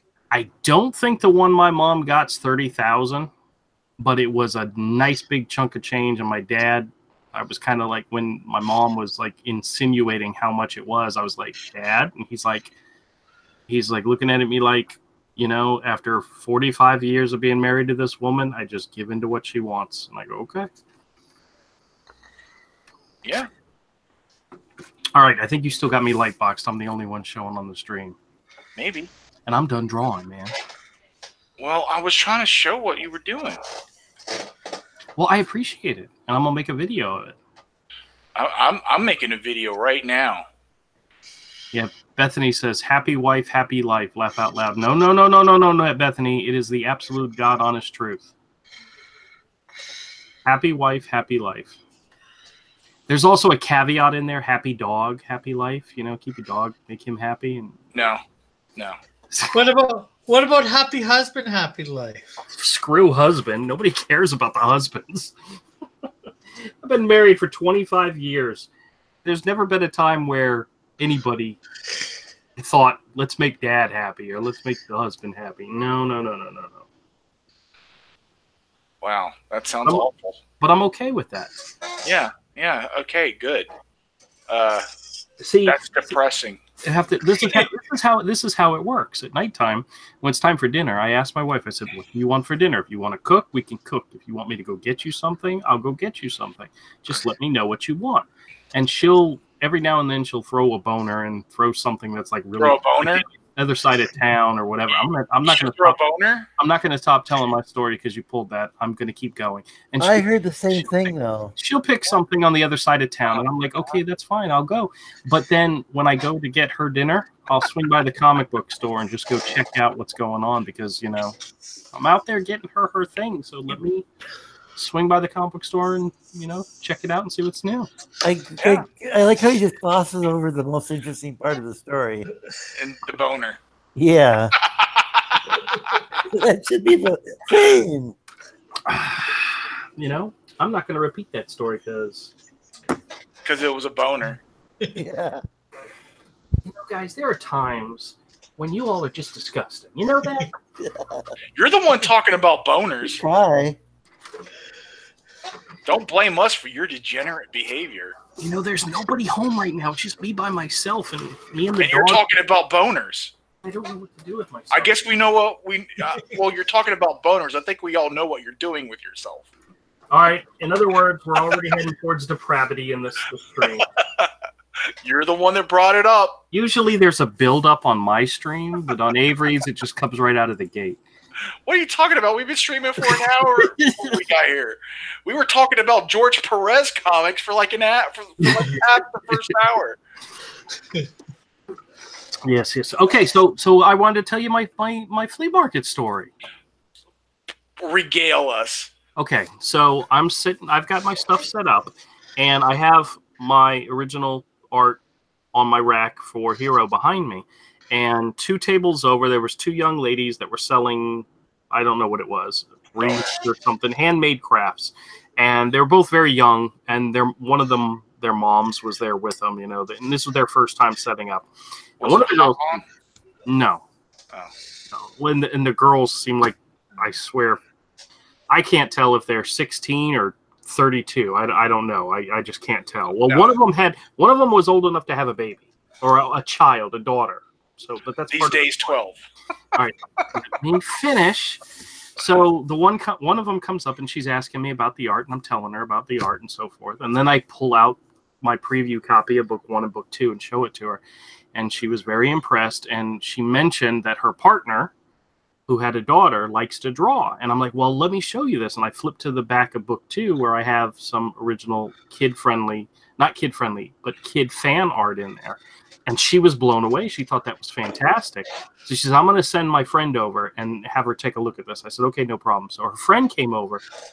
She kept calling me sir, which was really weird because she's like, sir, you're, and I'm like, I'm pretty sure I told her my name, but she kept calling me sir. And I'm like, I know it's a sign of respect, but It makes me feel older than crap. Well, you are older than crap. So I was showing it to her, and I was telling her about the YouTube channel and so forth. And then the mom came over, and the mom saw that I had 3 Harley Quinn graphic novels on the table, and she offered to buy all 3 of them. So I gave her a deal, and she bought all 3 of them.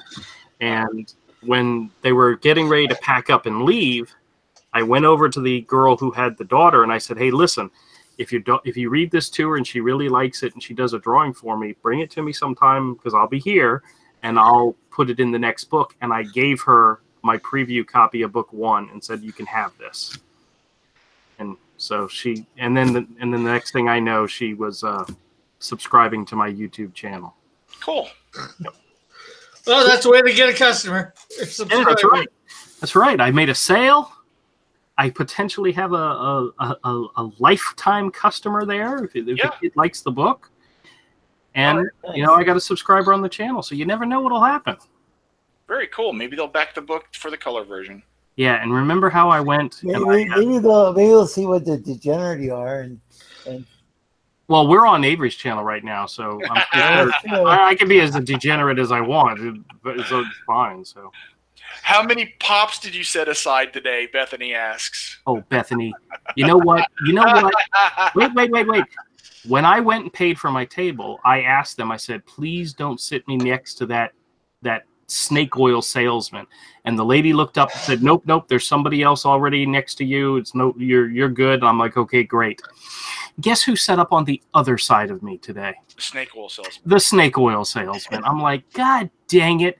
And they said hello to me, and I said hello to them, but I didn't talk to them the entire time. And when it was time for me to leave, I packed up, got in my car, and drove off. I didn't say nothing to her. Yeah. I think she may have friends of hers come to her table and her make a big display of selling them the product in order to get other people to come over. It's a common tactic. I know, because she would have somebody standing there and she'd be talking to them, and then as somebody walked by, she'd be like, "Hey, check it," and it's like, wait a minute, you're ignoring the customer right in front of you.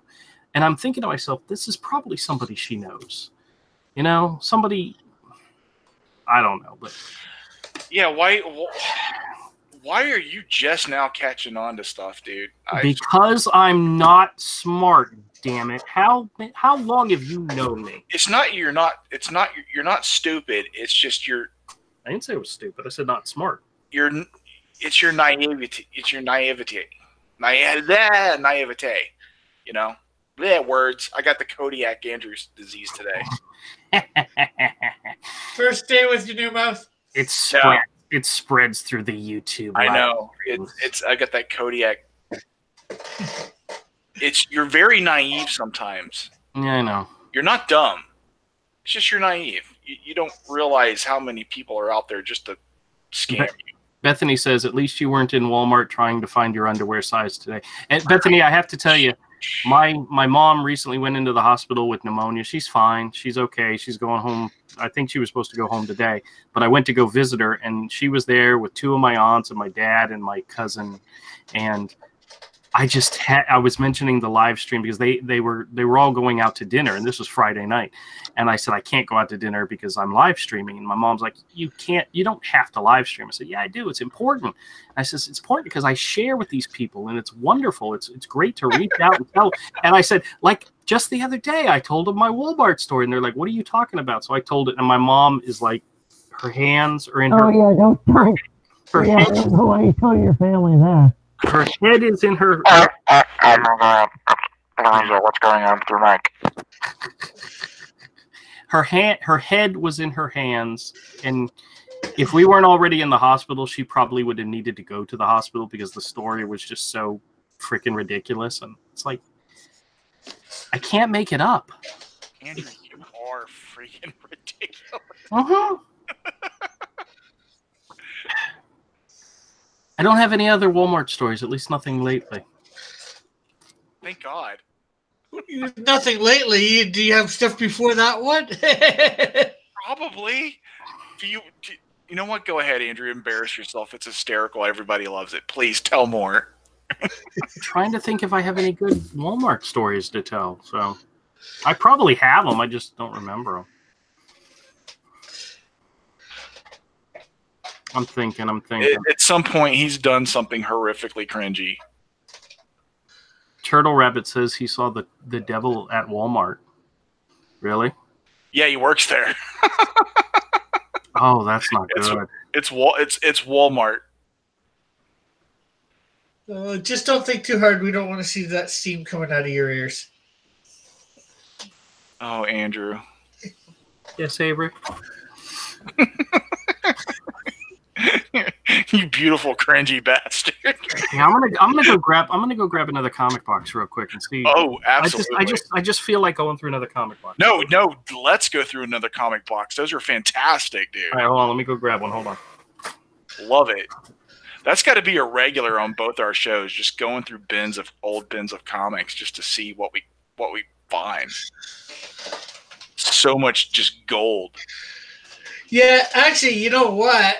it would be a great idea, to be there and stream it, live stream it, film it.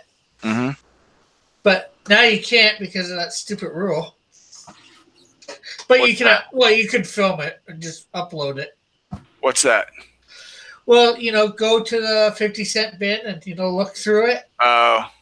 Filming it and say, hey, we're at the 50 Cent bin, doing it before you get home. Oh, no, I don't want to live stream from my phone anyway, so I don't care. Well, no, I'm saying at this point you just record it there and do some editing. Then you get home and edit, what happened before. Oh, after you got checking them out. I do videos of my 50 Cent bin purchases anyway. Oh, okay. On my channel, they're called 50 Cent bins and stuff. They're already on my channel. I show what I buy. I haven't shown the last stuff I bought at the 50 Cent bin. I keep forgetting to make that video. But I do 50 Cent bin videos fairly regularly. Yeah, but you're doing them after you come home, right? Yeah. I'm saying film them while you're picking them up too, film the part where you're picking them up, going through them. I could. I might. You know what? I think I'll do that. I'll try to do that this Sunday. I'll try to do that tomorrow. Yeah. And if you edit the two pieces together, right, it might make a real. I can do that. I don't know whether it'll work or not. Get you any extra stuff or whatever. Yeah, I can try it. We'll try it today. Hey, I just got a notification that Avery's live streaming. Oh my gosh, I am! Everybody go watch. That guy's hilarious. All right, this is box S3. So let me stop sharing so I can. I think S was the biggest one that I had. I think I had like 9 or 10 boxes of S's. So let's see what's interesting here. Oh, Sin City, The Game to Kill For, Simon Dark, Silver Surfer, and oh, dude, these are the Ron Garney Silver Surfers. Oh, I don't have those. Oh, these are actually gorgeous. The last Silver Surfer stuff I bought was the Ron Lim era, like the Infinity Gauntlet era and stuff like that. Let's see here: Silent Dragon, Sigil. I got a whole bunch of Scott Eaton is such an awesome artist. I love his stuff. That's cool looking. Yeah. He has one cover in here. He has one this is it. This is a gorgeous cover. Yeah, it's not bad. I think the coloring's a little it's dark. It's dark. It's a little it's a little too dark and a little over rendered. Siege, Shrug. Nobody cares about that. Ooh, Ship of Fools. Do you remember this one? No, I don't remember that at all. Mike Avon only. And the cover was done by Avon and Dave Johnson. No, I'm not familiar with that book at all, man. Really? Okay. No, you need to bust out some classic stuff. Oh, here's one just for Avery. This is the She-Hulk. Yeah, but that's a more modern one. Yeah, you need to bust out like some John Byrne She-Hulks. Yeah, I don't have any in here. Oh, Shaolin Cowboy. It's always good. Well, Geoff Darrow is really good. Yeah, let's see. Shadow Pack. I have like the whole run of Shadow Pack. I don't think any of it's worth any money, but I have it all. Which that box sucks. That box sucks. Yeah, so far it does. So I have Shadow Pack too, I think. Or some of them, I don't know. That's the box you picked up. Shadow Man. Oh, this Lorenzo, are you in a tin can? I think so.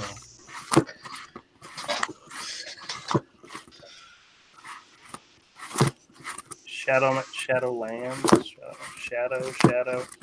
Oh, here we go. We got Bill Sienkiewicz, Shadows, issue 6, 5, 4, 3, 2, 1, 2, 4, and 5. Look at that cover. Yeah, that's right. DC had the Shadow back then. Yep, that was nice back then. Howard Chaykin Shadow. Do I sound any better now? minutes. No, you still sound really far away. I actually bought these. Oh, dude. First 2 issues, and then I couldn't get past the first 2 issues. I couldn't. And then I have original Shade the Changing Man in here. See, that's a good series, especially those Duncan Fegredo covers, man.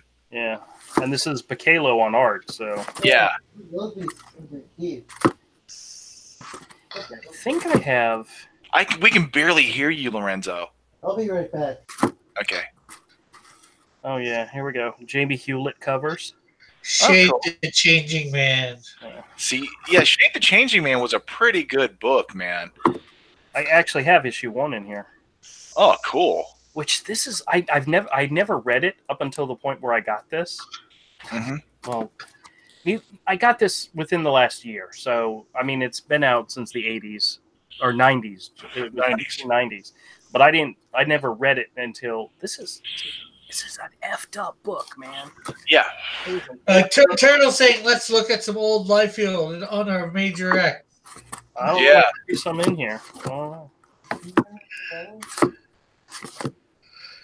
Shade with Cully Hamner art. That's pretty cool. That's pretty cool. This box sucks. I don't know how I got sex in here. I was not interested. I don't know how you ever got sex either.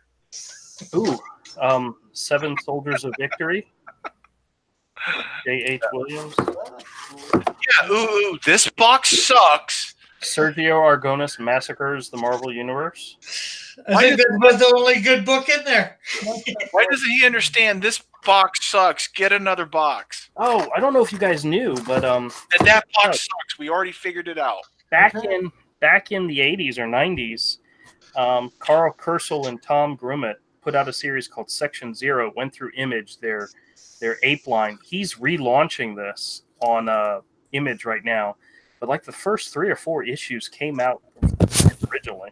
I have no idea what that is. These are awesome. I'm pulling these out. I'm reading these. I keep on plugging my microphone. Okay, that box sucks. Get rid of it. Can you hear me at all? Yeah, we can. Yeah, hear you sound like you're in a tin can and you're far away, bro. But I'm right near my microphone. It's up all the way. That's weird. I might. He put Shadow Pack back. Shadow Pack. He packed them away again. There's Shayna the She-Devil by Frank Cho. Issues 1 and 3. Wow, that looks pretty cool. Yeah. I may want to look at those later. Once again, I am home alone by myself. So. And stuck on the crappy box. box. Talking about that, man. No. Look at this sexy woman on the cover. I'm home alone by myself. All right, hold on. Let me go see if I can find a better box. Hold on. Let me see what I can find. Oh my God, you're killing me. Look at that box needs to be shown. Hey Avery, I just got a message from you that says I start my stream at 7:30. I know. I sent you that like a couple of hours ago. It just came through. I'll be right back. Oh my God, you tool. This next box better have gold, dude. This better be like 1980s Uncanny X-Men. I'm going to see if does this work any better? You sound great. Fantastic. Fantastic, Lorenzo. It's not too loud? No. It's great. Okay. I'm holding it right near my face, so. Yeah. Go get you some headphones with a mic. I've got those Kraken, those green Krakens that everybody has, every gamer has. I've got a set of those. I like it. Krakens. But I have the last gen Krakens. I bought mine. Like I had to go everywhere to find mine because all of a sudden they disappeared off the shelf. And I was like, "Oh crap, what's going on? How come everybody who had this headset is all out?" Oh well, I finally found one. Dropped like I don't know, $70. Then they redesigned them. Yeah. Then 2 weeks later, I go back into Best Buy and every place they all have it, and it's a new generation, and they up the quality. They gave it some more features, and I'm like, son of a, are you kidding me? I hate that when that happens. It's just another bad box. It could be. This is B4, and it starts with BE, so it's not Batman. But I doubt that Batman. Oh, damn! Early Blue Beetles with Paris Cullen's art. That looks great. That's not too bad. You got a box of 80s Uncanny X-Men? Somewhere, maybe. That would be... That's great. That's a great cover. Awesome. That's a fantastic cover. And you put it back in the box. What the heck? Bloodshot. Whoa, this would be like... Bloodshot. I'm just picturing year after year being friends with this guy and just like, he must go dead inside, Avery, when... just a little more dead inside each day. Ooh. Lorenzo understands my pain. Oh my God! Bloodshot Zero by Joe Quesada, Chromium cover. Let's put that aside. Oh no! Hey, take that back out. And I actually have two. Oh, I'd like a copy. I'd buy that. Please sell one to Lorenzo. I'm just gonna get it. See whether one of them signed and put the signed over website. Oh, you put it back in there though. No, I had two aside for you. I had two. Okay, thanks. All right, chill down, Sleep Stack. So this was a series, Bloodhound, by Dan Jolly and Leonard Kirk. It only went for like 10 issues, but here, let me show you something kind of cool. Check this out. Does this look familiar at all? Oh, yeah, you have the original art for that. I have the original art. Wow. I like those tattoos. Yeah, looks very cool. First I was looking at the fire, and then looking at the tattoos. Yes, but I have the original art. Actually, I have it in that bin over there. I'll go grab it. I'm looking at the lettering. And I actually have some original pages. Or I did have some original pages from that. Ooh. Oh, never mind. Wow, what's that? Leonard Marco. It looks cool.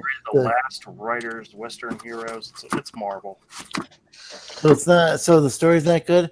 Oh gosh, do you remember when they launched Blade with Bart Sears as artist? Wow. No, I don't. I don't remember that. I remember. That's so cool.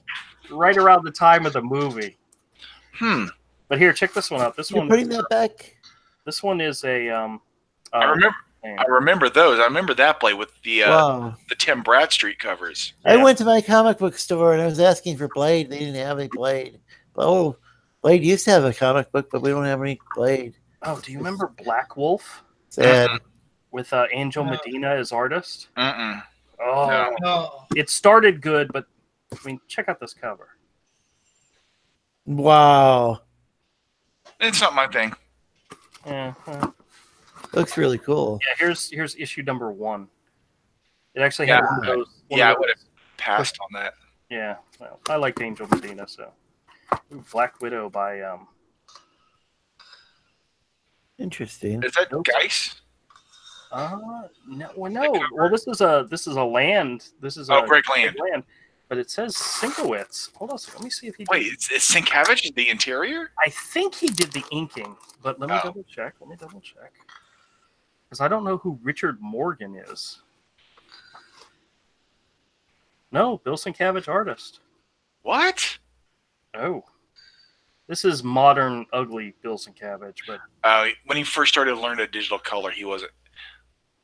Oh, that is a pretty page there, right there. Oh yeah, that's nice.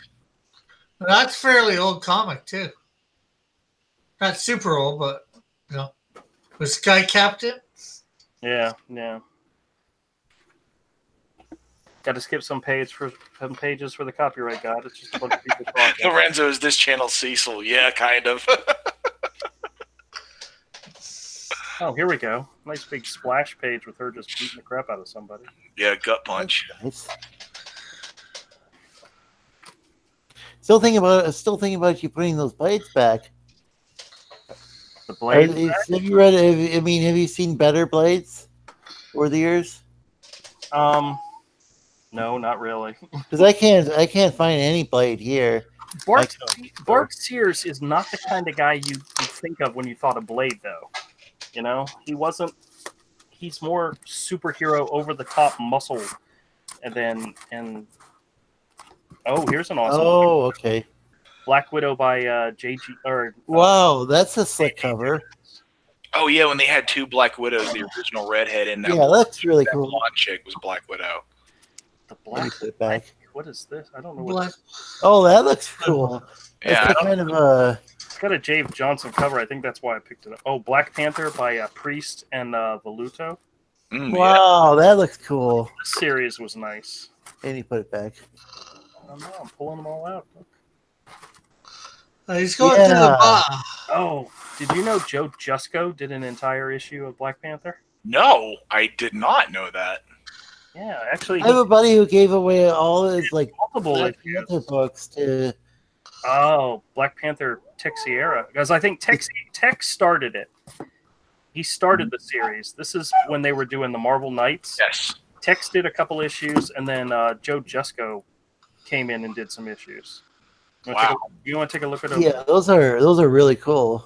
Yeah, I'll show you what a Joe Jusko Panther. Yes, Lorenzo wants all the boxes of comics, dude. He was trying to tell me how much. Well, there's specific characters I've been looking for, like Blade and Black Panther. Yeah. See, this stuff is common here, bro. See, check this out. It's Joe Jusko, but it's not painted Joe Jusko. What we have in our 25-cent bins is just like really bad IDW stuff. Oh, we got stuff going back to the 60s and 70s sometimes in our 50-cent bins.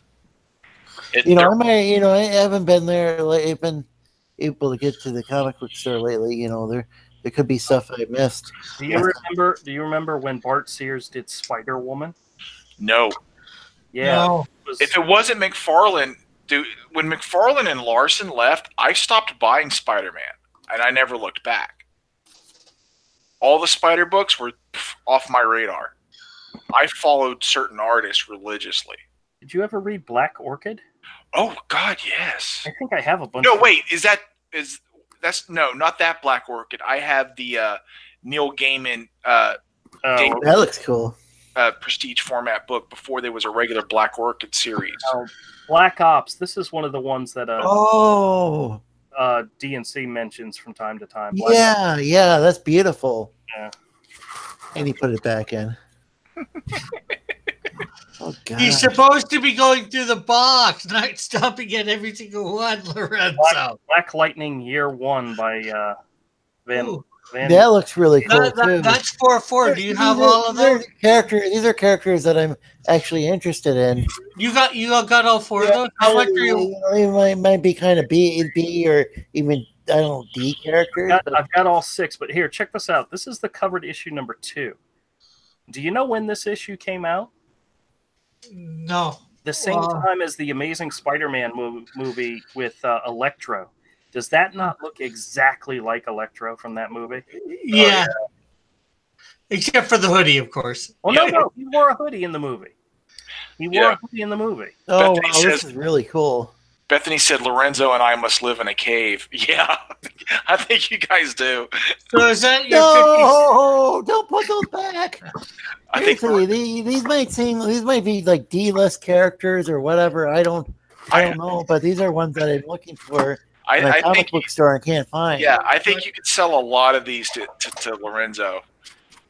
Yeah, because I was wondering how much you wanted for the Black Lightnings. They're like Oh, you know who would like those? Tank would like those. He probably already has them. Oh, check this Lorenzo's out. Here, and Lorenzo would like those. What's cool is I'm here, and I would like them too. I just asked how much they were. Hey, check these out. These are some classic Blackhawks. Oh, see, finally you got to something good. This is some classic old school comic. Gil Kane. That is so cool. Yes, you need to crack one of these open and go through it. Look at that. That is gorgeous. Yeah, that's beautiful. Dan Spiegel. Oh wow. It's cool. Some of the 90s comics books are these 80s books, or is this even earlier? Yeah, 80s and 80s, 75. Yeah, I really like the style. They kind of be a little too modernized during the 90s. If you look at the trade dress for the amount, the 60 cents, that's the same trade dress we were looking at on those new Teen Titans issues. Mm-hmm. Let me open these up. I haven't looked at these in years. Oh, if they're Gil Kane on the inside, man, they're gold. Well, 2 of these have Gil Kane on the cover, so let me see. All right, let's find out. Nope, Dan Spiegel. Oh, it still looks great. Look at that. Yeah. 83. So, oh wow, that's beautiful. Look at this double page. Look at this huge wheel of death. That on the right. This is like Skyrim or something. Gorgeous. Return to the Jedi. Oh, dude, look at that figure. Oh, dude, that is. They can't draw a woman like that today. They'll get the whole book canceled. Dude, you wonder what that way. There must be an You know what the best part of this book is? That's what they say. It's got that smell. It smells like a 1980s comic book shop, doesn't it? That is cool. Oh, look at this thing. And all comic shops in the 80s had the exact same smell. Oh, dude, that's cool. That's a beautiful book, man. Did they use newsprint back then? Yes. Oh, yeah. Yes, it was all newsprint, man. Oh, somebody shot the girl. Dude, look at that panel, dude. Oh, that panel, the dude with the rifle, the way they connected it that way, because they didn't do the traditional, like, that's how they connected it with the having the storytelling about long shot of looking down maybe the guy's gut barrel. That's cool. Definitely should save these. This was her death in this issue, I guess. I don't know. I should check, see if any of these are worth any money. I don't know. I don't think they're worth anything really, but save them. They have a certain value artistically, I believe. All right, let me check. I believe so. Well, see, you see where the trade dress changed and it went up to 75 cents. These first ones were actually what's the number? This is 264, and this is number 265. So this is right as the change happened. Wow. So my comic book store has some really nice people, and it's cool how and they're very helpful, and they've got they'll have like a movie, like a superhero movie in the background. It's really what these comic book stores should be like, as far as they really seem to be trying to attract customers. And I think it's great. It's just that I'm like so far north and not like near like a big city, and so I don't know. We just things are can be kind of pricey up here. Avery, do you want me to put these aside for you, or at least to take a look at? You don't have to keep them. You can give them back. Yeah, I'll take a look at them though. The Sleestack might be interested if he's not. The Sleestack would like to buy them, and if I wish I didn't live so far away. It's crazy. Well, this is the new 52 Blackhawks. Oh, it didn't last very long. I don't think it went more than six issues or so. Interesting. I think it lasted a little longer than that, but I can't be sure. Yeah, these were bought at 5. Let me see, 5. Here's the deal on the shipping, Lorenzo. Just go to the post office and see what one of those priority boxes cost. One of the good sized boxes you could fit a big stack of comics in. That looks cool. Black Adam by Doug Mankey. And just whatever the price of one of those cost, figure that for shipping. What's the character like? Sorry. Yeah, so they've got some sort of so there's a box, it's like a certain box size or something. Yeah. Okay. The way priority mail works, where you go get the boxes for free, and it kind of tells you this box ships anywhere for this amount of price in the U.S. And it whatever it weighs, whatever it is. If it fits in that box, it goes for that price. And you could just tell Andrew, hey, get one of this amount boxes and pack it full as much as stuff. That's interesting. And wow, that's cool right there. You pay him X amount. Holy Toledo. Plus the shipping. Avery, that's beautiful. I remember Black Bull Comics. Mm-hmm. Wow. That's a good idea. Thanks, Andrew. Wow. This is good Phil Noto stuff. Yeah, for like a $10 box of comics. This is great. For like $10 in shipping, he could probably send you a whole. Holy shit! Holy Toledo, this is amazing. Yeah, right. They can't drive. Now people can't even just sort of. But that just used to be normal, right? Yeah. And now it's like you're the neo-Nazi if you like women. Yeah, if you like to draw beautiful women. Yeah. And like cool looking dudes with lots of cool gear and gorgeous women, you're a Nazi. You're a sexist. It's like, no. I hope you set that aside. Yeah. Beautiful Killer. This is when Black Bull was when Wizard started doing their own comics. That is so cool. I've never seen anything by Wizard. Yeah, I can put that aside for you. You can have that one too. Oh, thanks. Thank you very, very much. Yeah. That is so cool. That's really the sort of. And who's the artist on there? Phil Noto with Adam Hughes cover. Wow. Yeah. That's what Comicsgate should be aiming for. Not with Hero or anything, but. All right, the first box. Like there's like Pablo. Is his name Romero? Yeah. I was talking to him he was on a show with him the other day. Oh, I've got that. Amazing. Wait a minute, this is Greg Land on the interiors? Hold on a second. Let's see if this is actually any good. I don't remember. Yeah, it was pretty good if I remember right. I've got that comic. I'm pretty sure I do. Wow. Yeah, this is non-photo referenced Greg Land. Wow, I really like it. Just it's like the image almost pops off the page. It's almost 3-dimensional or so. Whoa, that Joker. Holy Yeah, shit. That's a good page right there. Wow. That's beautiful. I've never seen anything like this. Wow, why can't they make comics like this anymore? They can. They just want to pay the people that do comics like this what it costs to pay them.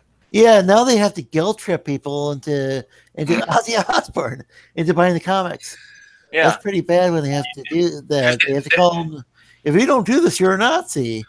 Yeah, you're a virtue signal by buying. See, all the artists who do the really badass comics who are still around, all those great artists, they're still around. But it costs $500 to $1,000 a page to pay these dudes. Even the lettering is amazing. I like it. Don't put the bed. No. You're killing Lorenzo. No. Lorenzo just needs to send you $30. Yeah. And you just get one of those boxes and fill it with as much stuff as you can. One of those priority boxes. Yeah, because it would be. I turned off my camera so Lorenzo didn't have to see me put it back in. Yeah. No, please take that back out, please. Bust out another box. Let's find a good box. Oh, jeez. Yeah, can you please take that back out? I've never seen a comic book like that ever with art like that. It's like it was 3-dimensional.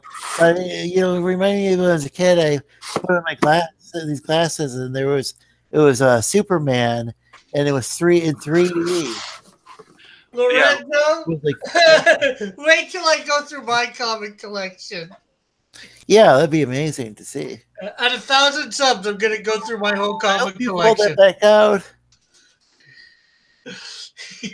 Lorenzo's gonna be in tears. We never had any comic books in the land of the lost. Yeah, he disappeared. Where Lorenzo lives, they don't have good Like, there's so much I think Lorenzo missed. Like, he just they might have good comics, but like they could be expensive. I just haven't seen it in anything like really good in the 25-cent bin. Yeah, it could be there. Maybe I'm not like I have a keen eye for it. Did you get rid of that book, or did you set aside? I don't know. You're talking about the Batgirl, Black Canary. I think you put it back in the Black Card. Did you set that aside? So this is T. That's aside. Thank you. For Lorenzo. Thank you very much. I already have that. This is T1. So I don't know what says. Oh, ooh. T1 not a T800. Whoa. How much? I don't know if it's worth anything, but That's the original? Is that a reprint? I don't know. Is that like an old pulp? Like era? It's like almost like a pulp era type comic book hero. Is that the original? That's the Submariner. Well, it can't be the original. Well, it's hard to say. That looks like a golden age comic book. It's not golden age. It's bronze. Silver age? Yeah, it's 79. Bronze. I don't know. Bronze. Yeah. Oh, Bronze Age, really? 1979. Yeah, that'd be bronze. Still, it's issue number 1. Roy Thomas and John Buscema. Oh, John Buscema, my jam. He inked it. It looks like Buscema, the way he inked it. Yeah. So are these your 50-cent bins, or action-packed? No, like eating donuts, page after page. Isn't that funny? You see the picture of Superman in this book? Did we? Really? Yeah. Oh, wow. Superman on one page and the Hulk on the other. Yeah, but this is a Marvel comic book, so that's what's funny about it. Yeah, about seeing Superman. Well, it was ads for the cartoons. Yeah. I gotta look and see if this is actually worth any money. Yeah. I don't think it is. I don't think it's worth it. That's the exact kind of books I'm looking for, though. Yeah, that's the sort of. I wouldn't mind getting that one myself. People are going and getting like reissues of The Shadow and things like Avery, older stuff. To be honest with you, this if I remember correctly, this came out of the 50-cent bin at our store. Wow! So at one point, this was in the 50-cent bin. That's cool. That's a cool find. I'll have to look and see. I think the cover's fantastic. Oh, it is. Yeah. But let's see what else we got in here. Submariner. Namor, in other words. Hey, look. Marvel's also Ethan Van Sciver cover. Wow. I've never actually seen any of the. I don't have any Ethan Van Sciver before. Any actually. Oh, crap. This is when the Teenage Mutant not Teenage Mutant Ninja Turtles, the new Teen Titans changed over to Tales of the Teen Titans. Yeah, what's that like? You should put that in with the other put one. It away. What's that like? What are those stories like? This is the Judas Contract parts 1, 2, and 3. Oh, I think this is the whole story. Huh. This is maybe. Hold on a second. It's 44 and 45. Yeah, this is the whole story. The Judas Contract. This is the one where Tara turns out to be a bad girl. Oh yeah. You told me about that. I'd like to read that. I've never read that. Yeah. I just know that. Let me see if I can find she's an attractive-looking woman and whatnot. Oh, she betrayed the Titans. Check out that cover, Avery. Oh yeah, nice. Cheshire. I might have that one. I'm not sure. Well, this is back when George was doing. Look at Nightwing with the big collar. Yeah. Yeah. Wow. The trial of the Terminator continues. I like these old. Oh no! Covers. The finale, the Judas Contract finale, was in the annual. I have that as well. Well, you should set those aside. Yeah, I probably should, but I need to. Yeah. Oh, here you go. He's a Teen Titan fan. He'll keep those for himself. Yeah. They have to answer to Pope Fire when I don't. So correct. If I get something wrong, I'm gonna have to answer to her.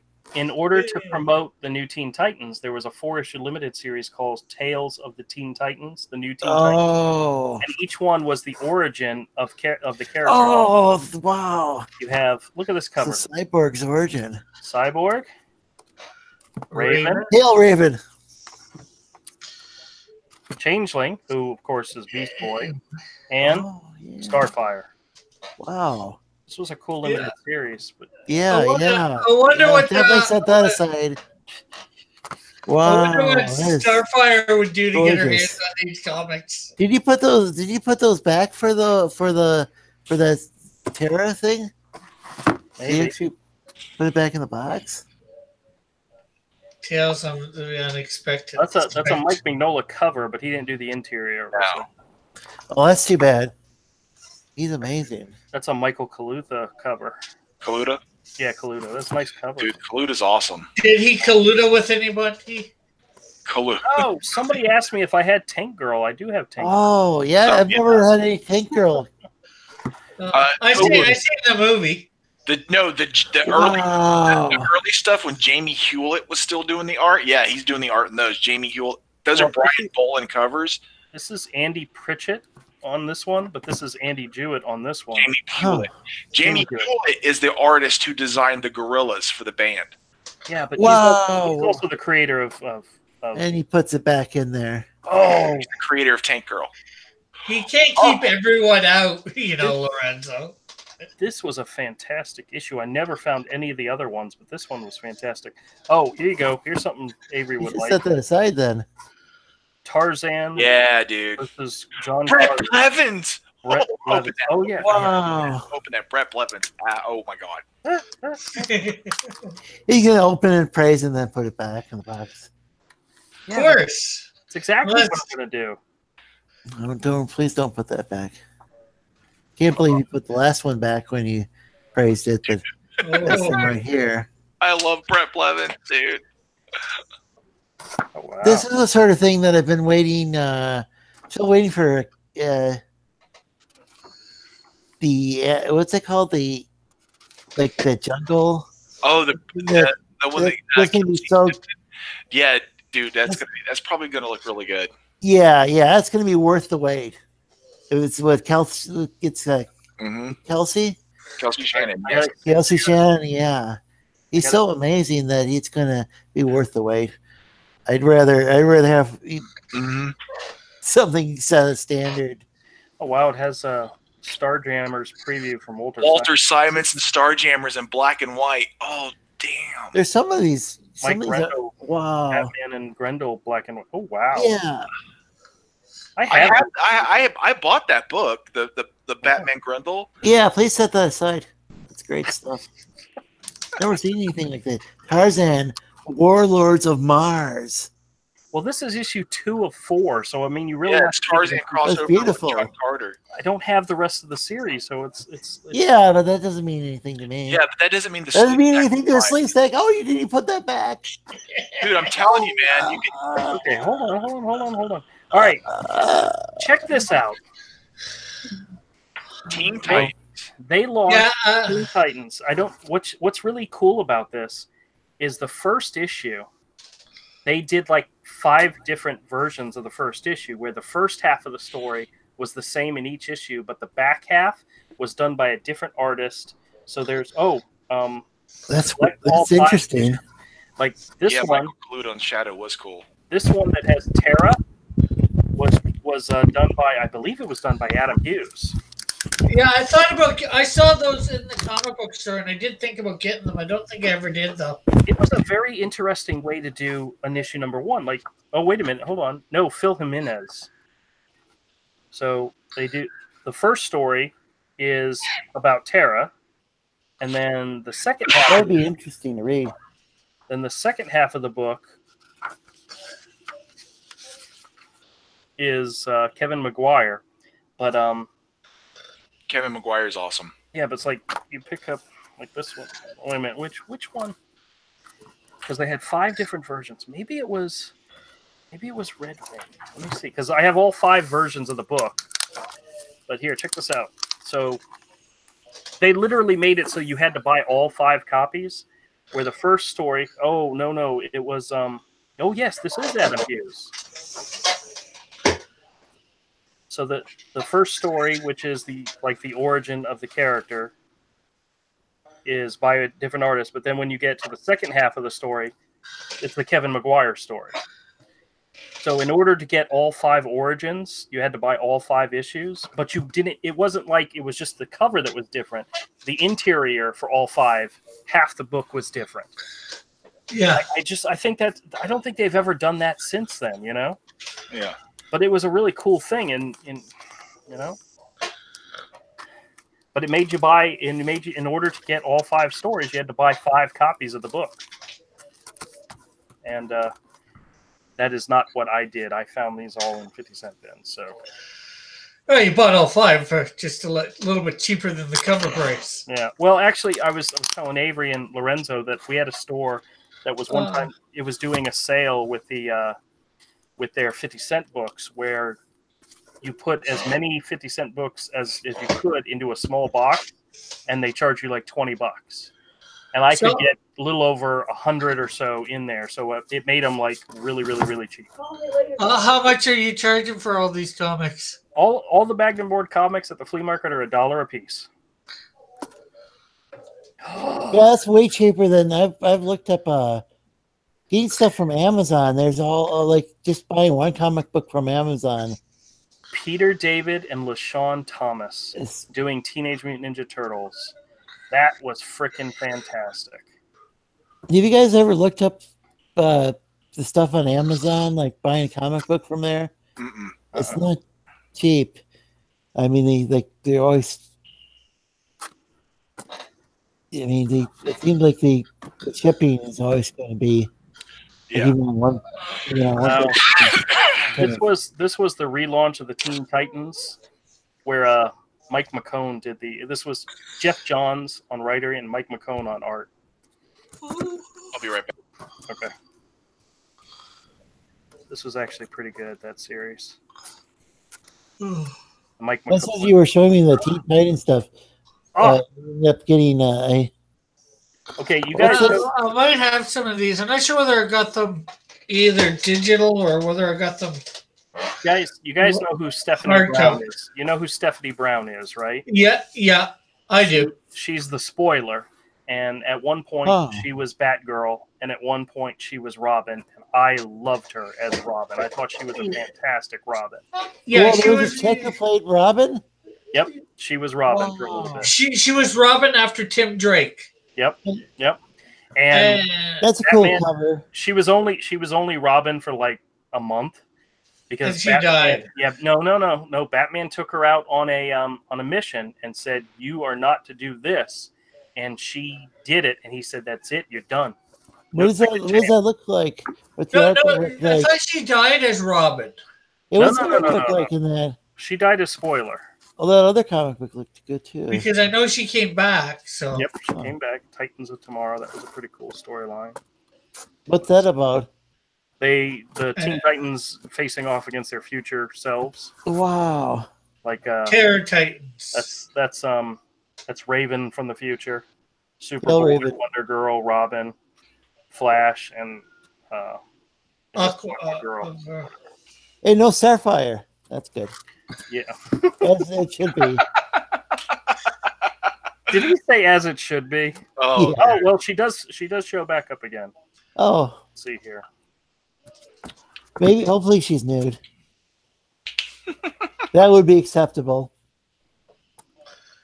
Yeah, Teen Titans. Jeez. I got a lot. The Sleeve Stack wants to get her enslaved again. Well, hey, I'm a Sleeve Stack. And then there's no proof he enslaved her. Then, of course, this is the relaunch, the new 52 version of Teen Titans. Yeah. Brett Booth on art, which I've never been a big Brett Booth fan, but he's definitely serviceable. Oh, wait a minute. Is that There's a few that you want as far as an artist is just serviceable. This right here, this character right here, was Power Girl redo of Power Girl. It's like, well, technically they still had Power Girl, but that became Power Girl for Earth 1 instead of Earth 2, because the Power Girl for Earth 2 was on Earth 1 for a while and gave her some of her powers. What was that? You just that Titans. It was Teen Titans Go, based on the cartoon. That is weird because and the graphics don't look like that. Like Go, but I mean, do they? I mean, it looks more modernized. Only look for a split second at that. So yeah. Is that like? I mean, Teen Titans Go. The graphics on the cover didn't look like at all like the cartoon, did they? Well, no, that's because the cartoon's very simplified in the graphics, right? It's just like these little characters on the screen. There. No, the artists of the comic book were different. You had Craig Russell that did some of the art, and there was a bunch of other stuff. The cartoon's just like a sitcom. It's just awful. Well, the comic book, the Teen Titans Go comic book would be written in the same style. Yeah, that'd be awful. I just thought it was interesting that the graphics were a bit more. They did seem a little more the traditional comic book or something, from what little I saw. Because that show is not at all. You want to hear something really sad? In a 9.4, this is only worth $6. I'd pay it. That's really sad. It's sad, but I can see it because it's what that's what a 70s comic book. But that's like the ideal. Oh, that's kind of like I'd say goes beyond the ideal male physique to the point of. I mean, it's kind of bizarre. But he's is he like an actual? What is he? That's Marvel's Aquaman. Aquaman character. Yeah, that's the Submariner. Wow, and I've never seen him before. And the way he's drawn is just like. You've never seen Namor before? No. Oh my God, Sleestag. This is what has happened to me. This is what has happened to me from years of isolation, decades. Man, so when I see this, it just totally blows my mind. I think Andrew and I could just go pick out a bunch of stuff out of the 50-cent bins, and you just pay us for the comics and pay for the shipping. Yeah, that'd be great. And we could just I'd really appreciate that. Just randomly pick out a bunch of stuff, and you would be like, "Yeah, this is great." Though I am curious about like different key issues that collectors are like, I mean that they're important to the storyline and whatnot. But yeah, that guy's totally ripped, but in kind of an underwater way of being ripped, which makes no sense. It's like he's got like these little circles or something, or in an underwater. Yeah, I don't know. Oh God, I don't know. All right, you gotta take me off of the light box. Okay, hold on.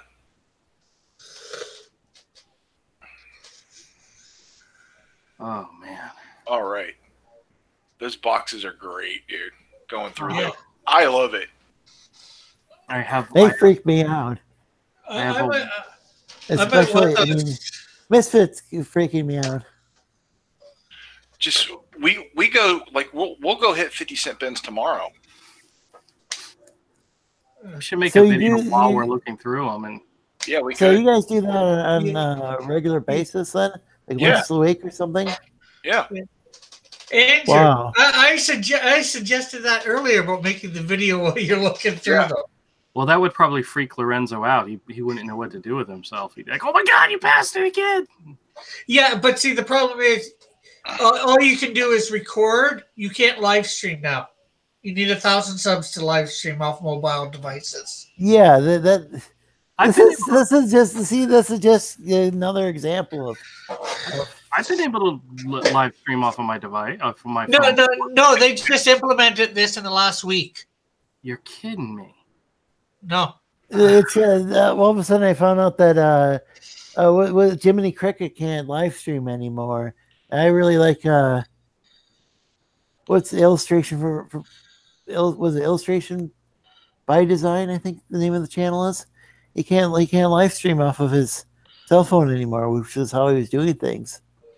Because he's not a big enough superstar channel. Well, I think Bethany, somebody was saying earlier, Bethany said something about you can live stream, you just can't use your mobile data. So I'm not sure whether that's a loophole or not. So you might be able to use it from your. But there's no reason for them to have done this other than to be jerks. I don't know. I mean, not that I can think of. Maybe they have some sort of rationale, but it's the thousand people that. Yeah, you need 1,000 subs now. Just like I don't see how it would harm YouTube for people to be streaming from a cell phone, unless that technology is like so different and somehow it taxes their servers to. I don't know. Submit information from a phone. That doesn't make any sense to me. Well, we're just gonna have to go in and start creating new accounts, and we're gonna all have to get everybody over 1,000. Yeah. If all 4 of us did it, we'd only have to create 250 accounts. And do it, guys. Everybody commit to it, and let's do it. You could go off and buy subs like Mundane Matt. Okay, I'm not gonna go. You can buy subs on eBay. I've seen it. Yeah. You can buy subs for. Mundane Matt allegedly bought some. I'm not saying he definitively did. It's just crazy. Yep. Yeah, it really seems like. I hope that makes it harder for smaller channels. Yeah. People that don't got a lot of money. I don't know if that's why they did that or. You know how a lot of the early people on YouTube got popular, right? Back in the old days? Not exactly, no. Bots. Bots? Oh. They use bots. They use sub count bots. Wow. You just load up a computer that has a bunch of bot programs on it that just keep hitting your videos. I just allow. No. But that's how they did that. That's how everybody did it back in the day. Wow. Was the bots back in the early days of YouTube. You would just get an extra computer, load it up with bots and the bots just keep hitting your videos. Yeah, now they've worked around that. I think some of it might be possible to still get away with some of it if you know what you're doing. I don't. Yeah. Me neither. I don't, and I wouldn't recommend it, but I think that makes sense that people would do that. Yeah, that way they get more money. It'd be a quick way to get your channel popular. Yeah, to suddenly become popular.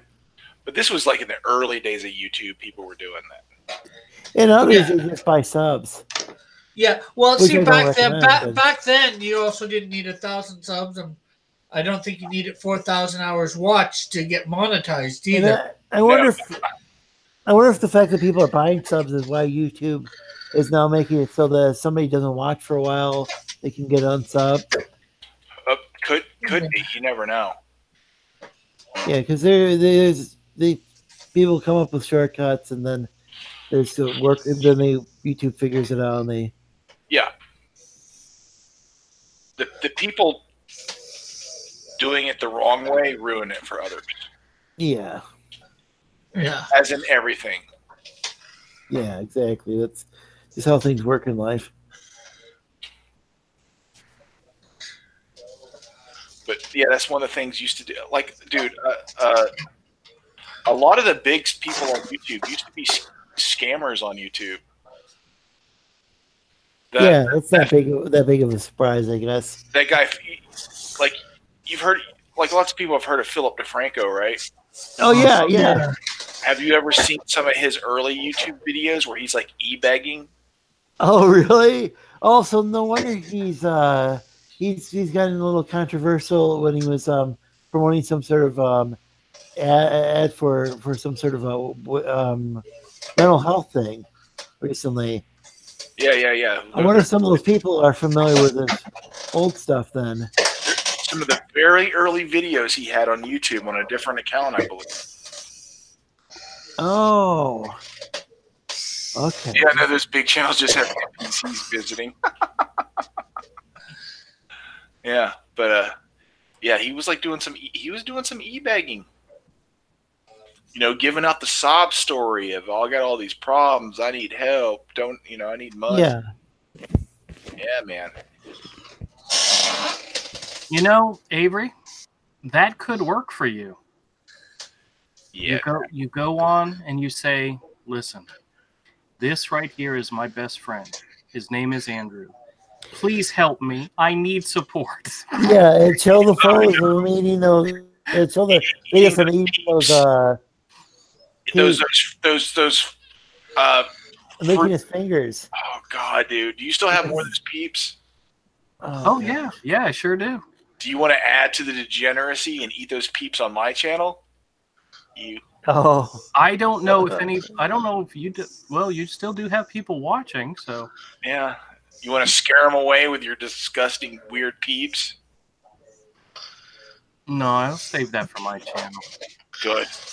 I actually went to the grocery store today looking for some new food to maybe make into a video. Well, I think it only worked that time because he was so enthusiastic about it. Yeah, and it was so disturbing watching you eat those fruit punch flavors. Oh, yeah, it's a total degenerate. Oh, dude, it was horrific. Completely to the point where he was licking his fingers off, and dude, that was so creepy. And he's been dealing with this for decades. Yeah. Hey, kid, just remember you should eat back. Just, I mean, even for yourself, the hours and hours of therapy. If you haven't already gotten, had to seek therapy already, the therapy you'll need. I know. Just one thing, remember, Avery, he does have a few more subs than you. Yeah. So what he's doing must be working, right? Yeah, I know. That's the depraved part. That's the part that hurts my soul. Do you know what's so funny is I had actually before that live stream had lost a couple of subs, so I was 308. By the time we were done, I was back up over 310. So I must have done something right. I caught Instagram, Twitter, and YouTube. I lose subs as fast as I gain them, so I don't know. Like when I'm on Instagram, I'll post some of my abstract paintings. I'll get a bunch of followers who like abstract stuff. Then I'll post some comic book art, and I'll get a bunch of comic book people. Well, then the abstract fine art people will unfollow. And then I'll post some more abstracts or some more like figure painting, and I'll lose comic book people. And it's like, no, I like all kinds of different artwork. I do lots of different kinds of artwork. You're going to see a lot of different stuff from me. But people constantly follow and unfollow. It's like every time I get above 500, 50 will drop me. Wow. That's weird. Just crazy. Yeah, weird. Yeah. I wonder if YouTube's doing that with their weird. I don't know, but I'll gain one or two, then all of a sudden I'll lose one or two. YouTube, there's no growth on my channel. But I'm going to be up. But since I'm doing Twitch too now, I'll actually be posting to YouTube more because I'll game for a little bit on Twitch, then upload it to YouTube. Yeah. And just let the people that know over at Twitch you are on YouTube too, if they want to go sub to your channel over there. I'll be right back. Because there'll probably be some extra content that's not on Twitch. Yeah. Yeah. My gaming is probably going to happen on Twitch first. Then just after I'm done, I can just upload it to YouTube. Yeah. But I mean, some of your drawing stuff like this stream, wouldn't end up being on Twitch, right? So no, but a work stream where I'm just working and it's just me by myself, just working. Yeah. That will be on Twitch. But these hangouts that I'll do once or twice a week stay here, and I'll be on Andrew's hangouts. Yeah. So if I invite him, if he invites me, yeah. So hopefully at that point you can build both your channels. Yeah, but there's actually, by me being on Twitch too, I'm actually going to have more uploads on YouTube instead of just 2 or 3 a week. Yeah. Yeah, like I said, I'm thinking I might do that too. I created the Twitch account the other day when you were talking about it. If I'm not watching YouTube or a movie, I play video games for my entertainment instead of watching TV. Yeah. So why not broadcast it? Yeah. Yeah, get some people watching you. Yeah. Even if they don't watch me on Twitch, maybe I'll come across, maybe the people who like Let's Plays on YouTube will find it. Yeah. It's all about gaming the system. Yeah, and I love the Bethesda Elder Scrolls and Fallout games, and that audience is hardcore, and there's a lot of them on YouTube. Yeah. And since they like fantasy, maybe I can convert them over to Hero or some other kind of comic book or something. Yeah, for sure. Because there's the kind of person who likes video games is also the same kind of person who would like a comic book. Yeah. Same kind of person that would like Star Wars. It's the same kind of person that would like Lord of the Rings. It's the same kind of person that would like a role-playing game, a tabletop game. It's the same type of people. It's the same type of mentality. Yeah. If I can get you with one, I can get you with the other. True. Very true. At least a percentage of them. Yeah. Just like Ethan, Ethan takes frustrated Star Wars fans and goes, but I've got a comic book called Cyberfrog. Hey, I haven't bought comics since I was a little kid. That Cyberfrog looks pretty cool. And he picks up a percentage of those people to buy Cyberfrog. I want to do the same thing with Elder Scrolls and Fallout. Yeah. Because it's a hardcore loyal audience if you treat them well. They still play Morrowind. They still play Elder Scrolls 1 and 2. Those people still play those games. Yeah. So I want to get them on a comic. Yeah. So hopefully I can do that. Play Thief 3. I don't have that game. I don't have Thief 3. There's a third Thief game? I believe so. Huh. I think right now I'm very limited on what I can play because I don't I don't have the money to go buy a bunch of games. I'm kind of limited. And I don't have I can't buy them again on PC right now. Well, I got a dumb question. So Twitch does Twitch monetize you at all at some point, or is it just? Yes, there is a partner level where you get paid off of part of the advertising, the commercials, and you get the ability to people to sub to you. People can follow you and watch you for free, but people can sub to you for a donation amount every month where they're an automatic backer. And you can also set up a PayPal option for like tips. Yeah, well, PayPal I've already got, so yeah, but you can have that set up using what's it called? What's that live stream program a lot of people use? Oh yeah, I know it's OBS. No, OBS. No, not OBS. It runs with OBS, but it runs with OBS. What is it called? It's Streamlabs. And Streamlabs. When somebody donates, Streamlabs pops it up across the screen, and all that stuff, and does all that. Yeah, that's way. Some people are saying this is way better than Super Chats because the especially now YouTube can just decide to take away people's Super Chat money and for whatever reason, and they also always take a big cut too. Well, Streamlabs is how everybody does it on Twitch. Yeah. And you can set that up and do that from, I think, the jump. Yeah. You're doing. You can even use Streamlabs over on here on YouTube, but the thing is, it's harder to have a panel then, but you can have a panel. Yeah, you just have to know what you're doing. Yeah. So I was looking at a heavy metal cover from Heavy Metal, the Venus interface. Oh, cool. Did you ever see that, or you familiar with that one? Of Heavy Metal? I mean that particular issue storyline. Yeah. I don't know. Because I put it in the group chat. I'm not sure if it can go on. Woman's not naked. You can kind of see her bobs, but gets covered up with really long hair. He's like Fish Woman, the mermaid. Beautiful cover.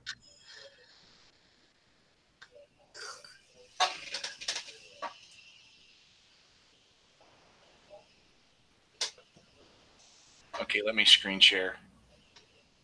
Oh crap! Where's it at? Unless it's something that. Oh no! I wasn't going to hit that. I was going to share something else. Okay. This issue of Heavy Metal, I have a story in it. Yeah, I wondered because I was looking up. I was trying to find the ones that you were in. Yeah, this is one of them. Oh, so you actually wrote the story? I wrote Andrew the story. I have a short story in that one, and there's another one I have a short story in, and I can't find the. Did Andrew do some of the artwork? No, I wasn't involved in any of that. Okay. No, that's all Avery. That's debauchery to Andrew. No.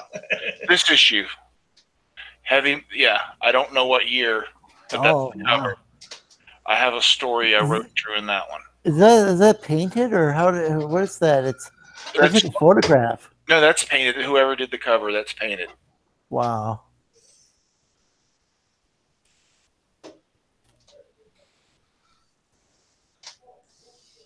And hold on, let me. Never Google yourself, but that's the best way I could find those. Yeah, it's Shadowline. It's a bad idea. I colored this book at Shadowline Image that Jim Valentino did the art. Yeah, I've got a copy. I'll put it aside for you, Lorenzo. Well, thanks. Yeah, thanks. Yeah, that looks... I don't think so. I only have a few copies. I got to keep those for myself. I'm.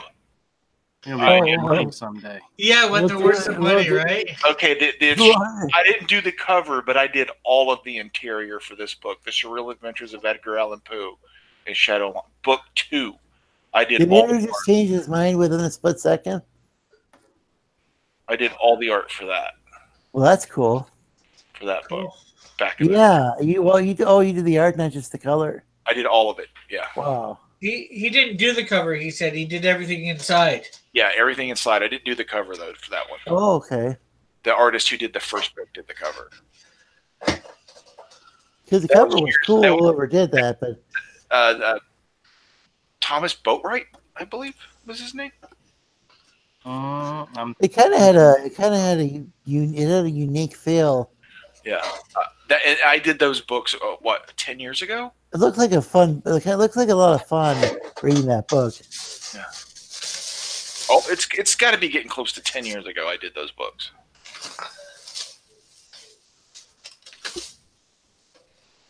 It was a long time ago. Long time ago. It didn't do well. But, That's too bad.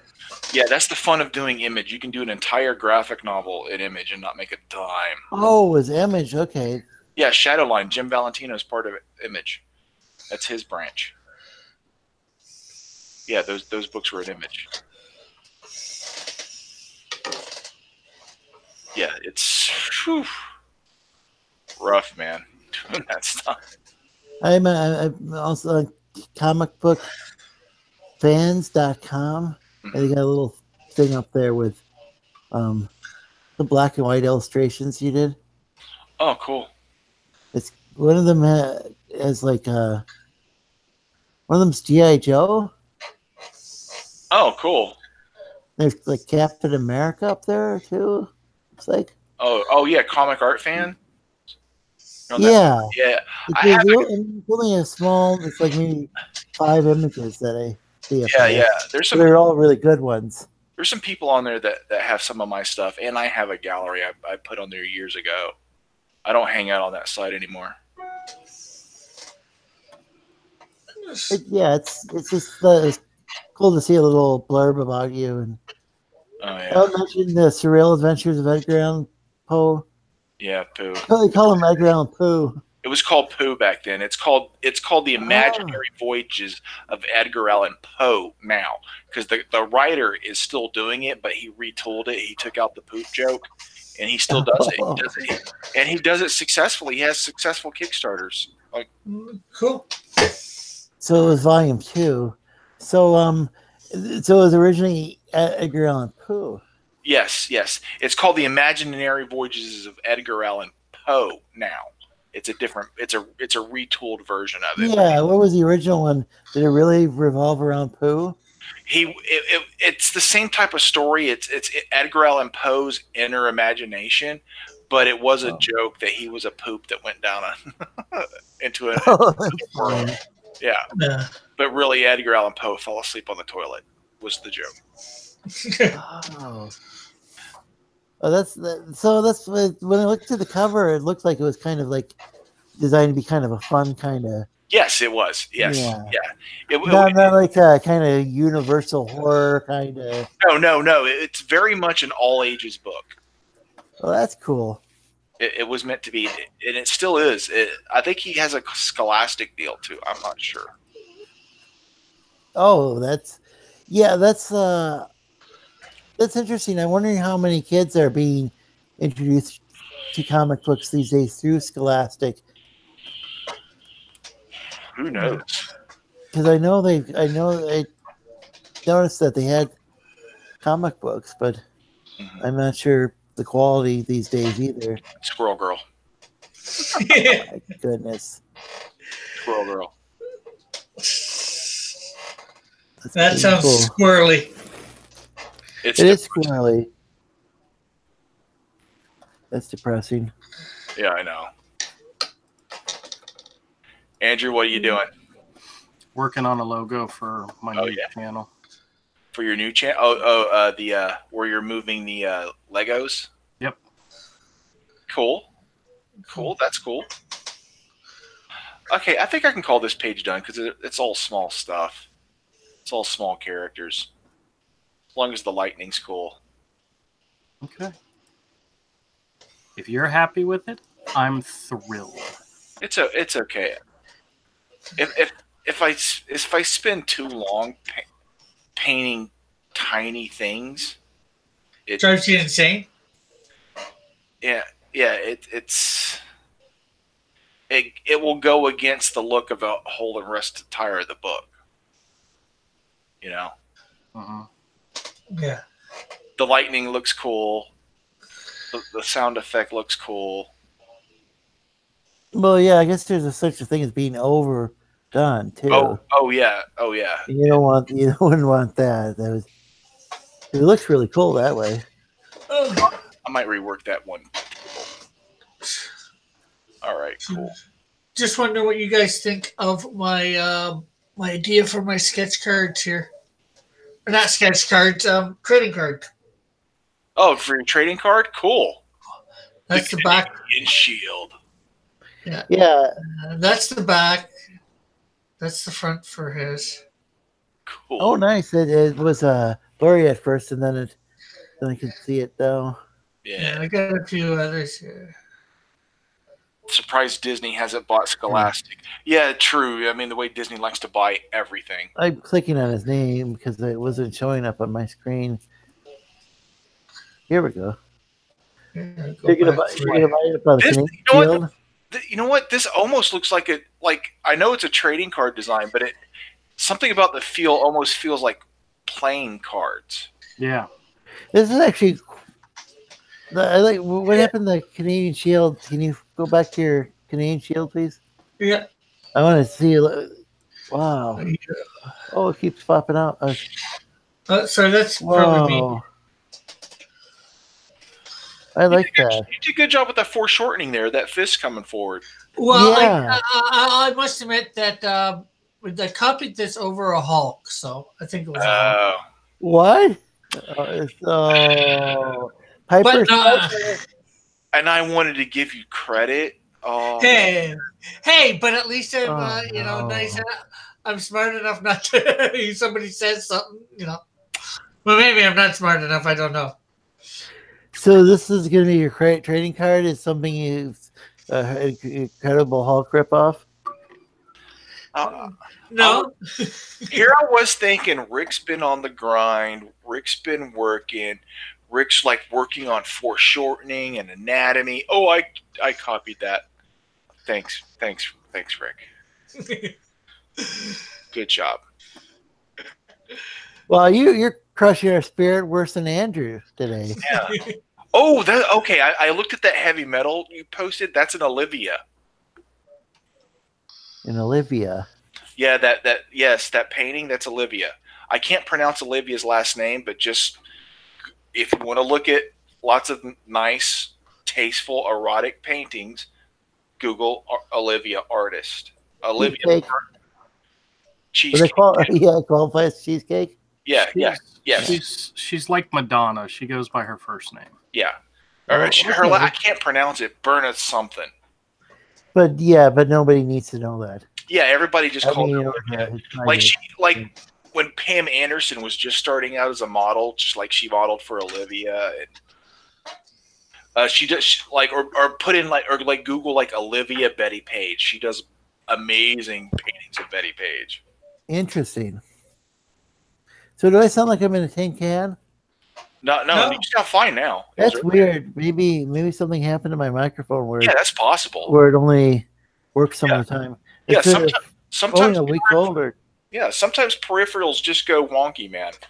But it's only like a week or two old. Sometimes they just bug out. That's all. Oh yeah, it happens on me, and I have to switch sources for my microphone. Mm-hmm. I've got a couple. Well, it's weird because people go and they buy even like Yetis, and they have problems with it sometimes. Yeah, because ports and settings will sometimes just change on their own, like an update, like something in the background will update and it will change your settings. Windows updated last night on me as I was talking to Paulo Romero, and he was showing me this beautiful art that he's from these magazines that inspired him.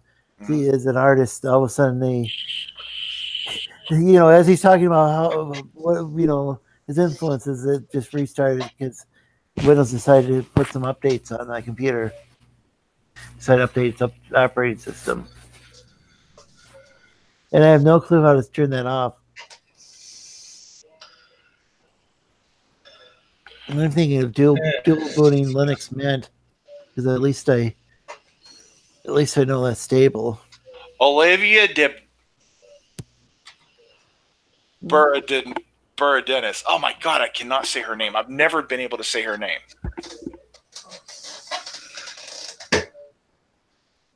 But some SJW wrote an article saying that it was racist not to be able to if people aren't able to pronounce their names. It's not racist.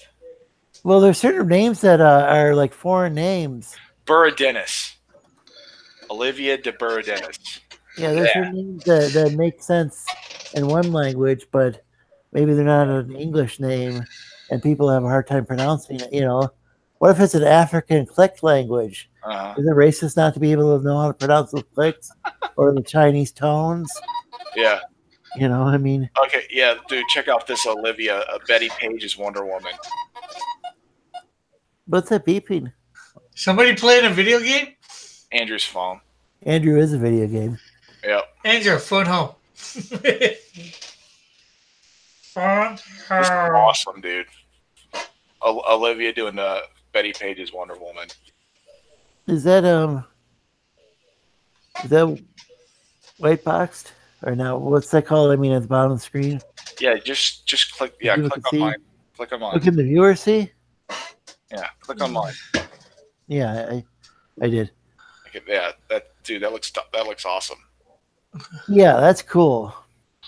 Yeah, all her paintings are like this, and some are a little sexier, little boobage. I'll stop sharing. Yo. But it's nothing. Yeah. It's nothing pornographic. It's just cheesecake. Sorry, that was the kid calling. I had to answer the phone. Well, that's understandable. Yeah. She talks about using a Lightbox to develop sketches in one of her books. Super helpful back in the day before digital became affordable. Yeah, lots of illustrators Lightbox and do all kinds of illustration and art and fine art there's a lot of dirty tricks that a lot of people who don't know go, you're cheating. It's like, no, you try to do it without learning how to draw first. It won't look as good. But one shouldn't really just trace the Hulk and call it Canadian Shield. No. No, you don't trace the Hulk and call him the Canadian Shield. You got to make sure you put the Canadian Shield's clothes on first. Oh my god! This is the Christian comic book line. The Canadian Hulk. I mean Shield. Yeah. The Canadian Buckler. So maybe we won't do it on this show, but maybe on like one of your, maybe you'd have if you have a special Bible show, maybe I could come on and bring out some Bible verses about tracing over. I guess they don't have that. Like there's that part about like not coveting and stealing and stuff. But then again, you could probably point out all sorts of things I'm doing wrong. Yeah, if you told me. I'm just saying you might. Yeah. I'm not sure if you want to. I mean, legally, is that even legal to sell something that's plagiarized? Oh, sorry, Turtle Rabbit's like, well, it's enough different that nobody would technically know it's the Hulk. But you just said so. Yeah, you just said it. Yeah. But is it any different than a parody song? I think you need like 10% difference. And I think there's 10% difference between. Yeah. That's the whole thing for the new Star Trek. Is it's 10% different. There's arguments about that on the internet about what all that means and whether they really got the real Star Trek license or the alternative Star Trek license that make Star Trek has to be 10% different. Yeah, well, if you're talking Discovery is way more than 10%. Yeah, it's like 90% different. 99% different. 99.9% different.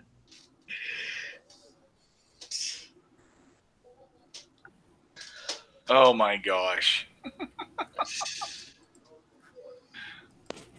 I don't know with you crazy kids. But how long have we been streaming? Oh my gosh. It's time to 8 hours. This has been a long stream. I don't know. Yeah. This has been a long one. We've been going since 3 hours? 3 hours. Okay. We're going to wrap it up here. Yeah, I was sort of surprised you didn't wrap it up soon. Turtle Rabbit says Olivia's great. Yes. She talks about using the light. Okay, you read that part? Yeah, I read it. So, Hulk, sorry, eh? You read that too? Yeah. Okay, you guys just didn't catch it. I was like, yeah, Hulk, sorry, eh? That's a good one, Turtle. But we want to thank you guys for showing up and watching. We really appreciate you, Turtle, Bethany. Thanks so much. Kodiak, he was here earlier. He had to go cook dinner, keep from burning it. Yeah. And I want to thank Slee Stack. Oh, thanks for having me on. And Rick, and I guess Andrew. Hey, we were able to make fun of Andrew, so he made this stream lively. So we have to thank him. Absolutely entertaining. Absolutely. Of course, he showed us all those comic books too. I'm sorry, guys. You put me to sleep the last half hour, so I'm awake now. Whatever. But thanks, guys. We really appreciate you showing up. And Monday, Andrew's channel. Yeah. Sunday on Rick's channel. Sunday. Yes, tomorrow night, 7 Eastern, on Rick's channel on Cross Comics. He will have the Sunday night auction. Yes. Artist Alley Sunday night auction. Sunday. Do you remember those Monster Truck? Yeah. They would always have Sunday for some reason. Sunday. Truckzilla. And so it's 7 p.m. Eastern. He's going to be. You guys are going to be on there, auction off your. Yep. There'll be me. There'll be Avery for sure. Tank, And I'll probably be heckling you guys. Yeah. But yeah, that should be good. Andrew may be there, depends on whether he can get back in time. Yeah, I'm gonna try to drive real fast. I promise. Oh, don't drive too fast. Don't break the law. Arrive alive. There we go. It's a good one. Arrive alive. Anybody else going to be on there? I don't know. Those pretty much these are the people that I can count on. You know, John will get the link. Manny will get the link. They may pop in. Other people may pop in. I put the link out to a few of the artists. You know, I want to slowly expand it to more and more artists. Yeah, it's always a fun show. Yeah, it's you can get some original artwork from at affordable prices by us up covers. Yep. And Monday you got Andrew's doing a Yep. The hero hour. Yep, the hero hour at 7. Excellent. Eastern. Yeah, and of course I'll be on for on Monday as well, doing my character, and it'll be the first contest.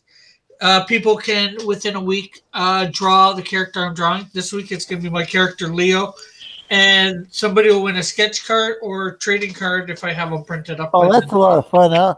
I'll do my best to be there. So you'll have till the next Monday to draw it up and send it in to me via Twitter or whatever. Cool. That's cool. And then we'll do a straw poll to vote on. So that's at noon on Monday, Eastern Standard Time. That sounds like fun. Thanks a lot, guys. Say goodbye, everybody. Bye-bye. But take care. Flat Earth is flat. Disney is flat. Disney is flat.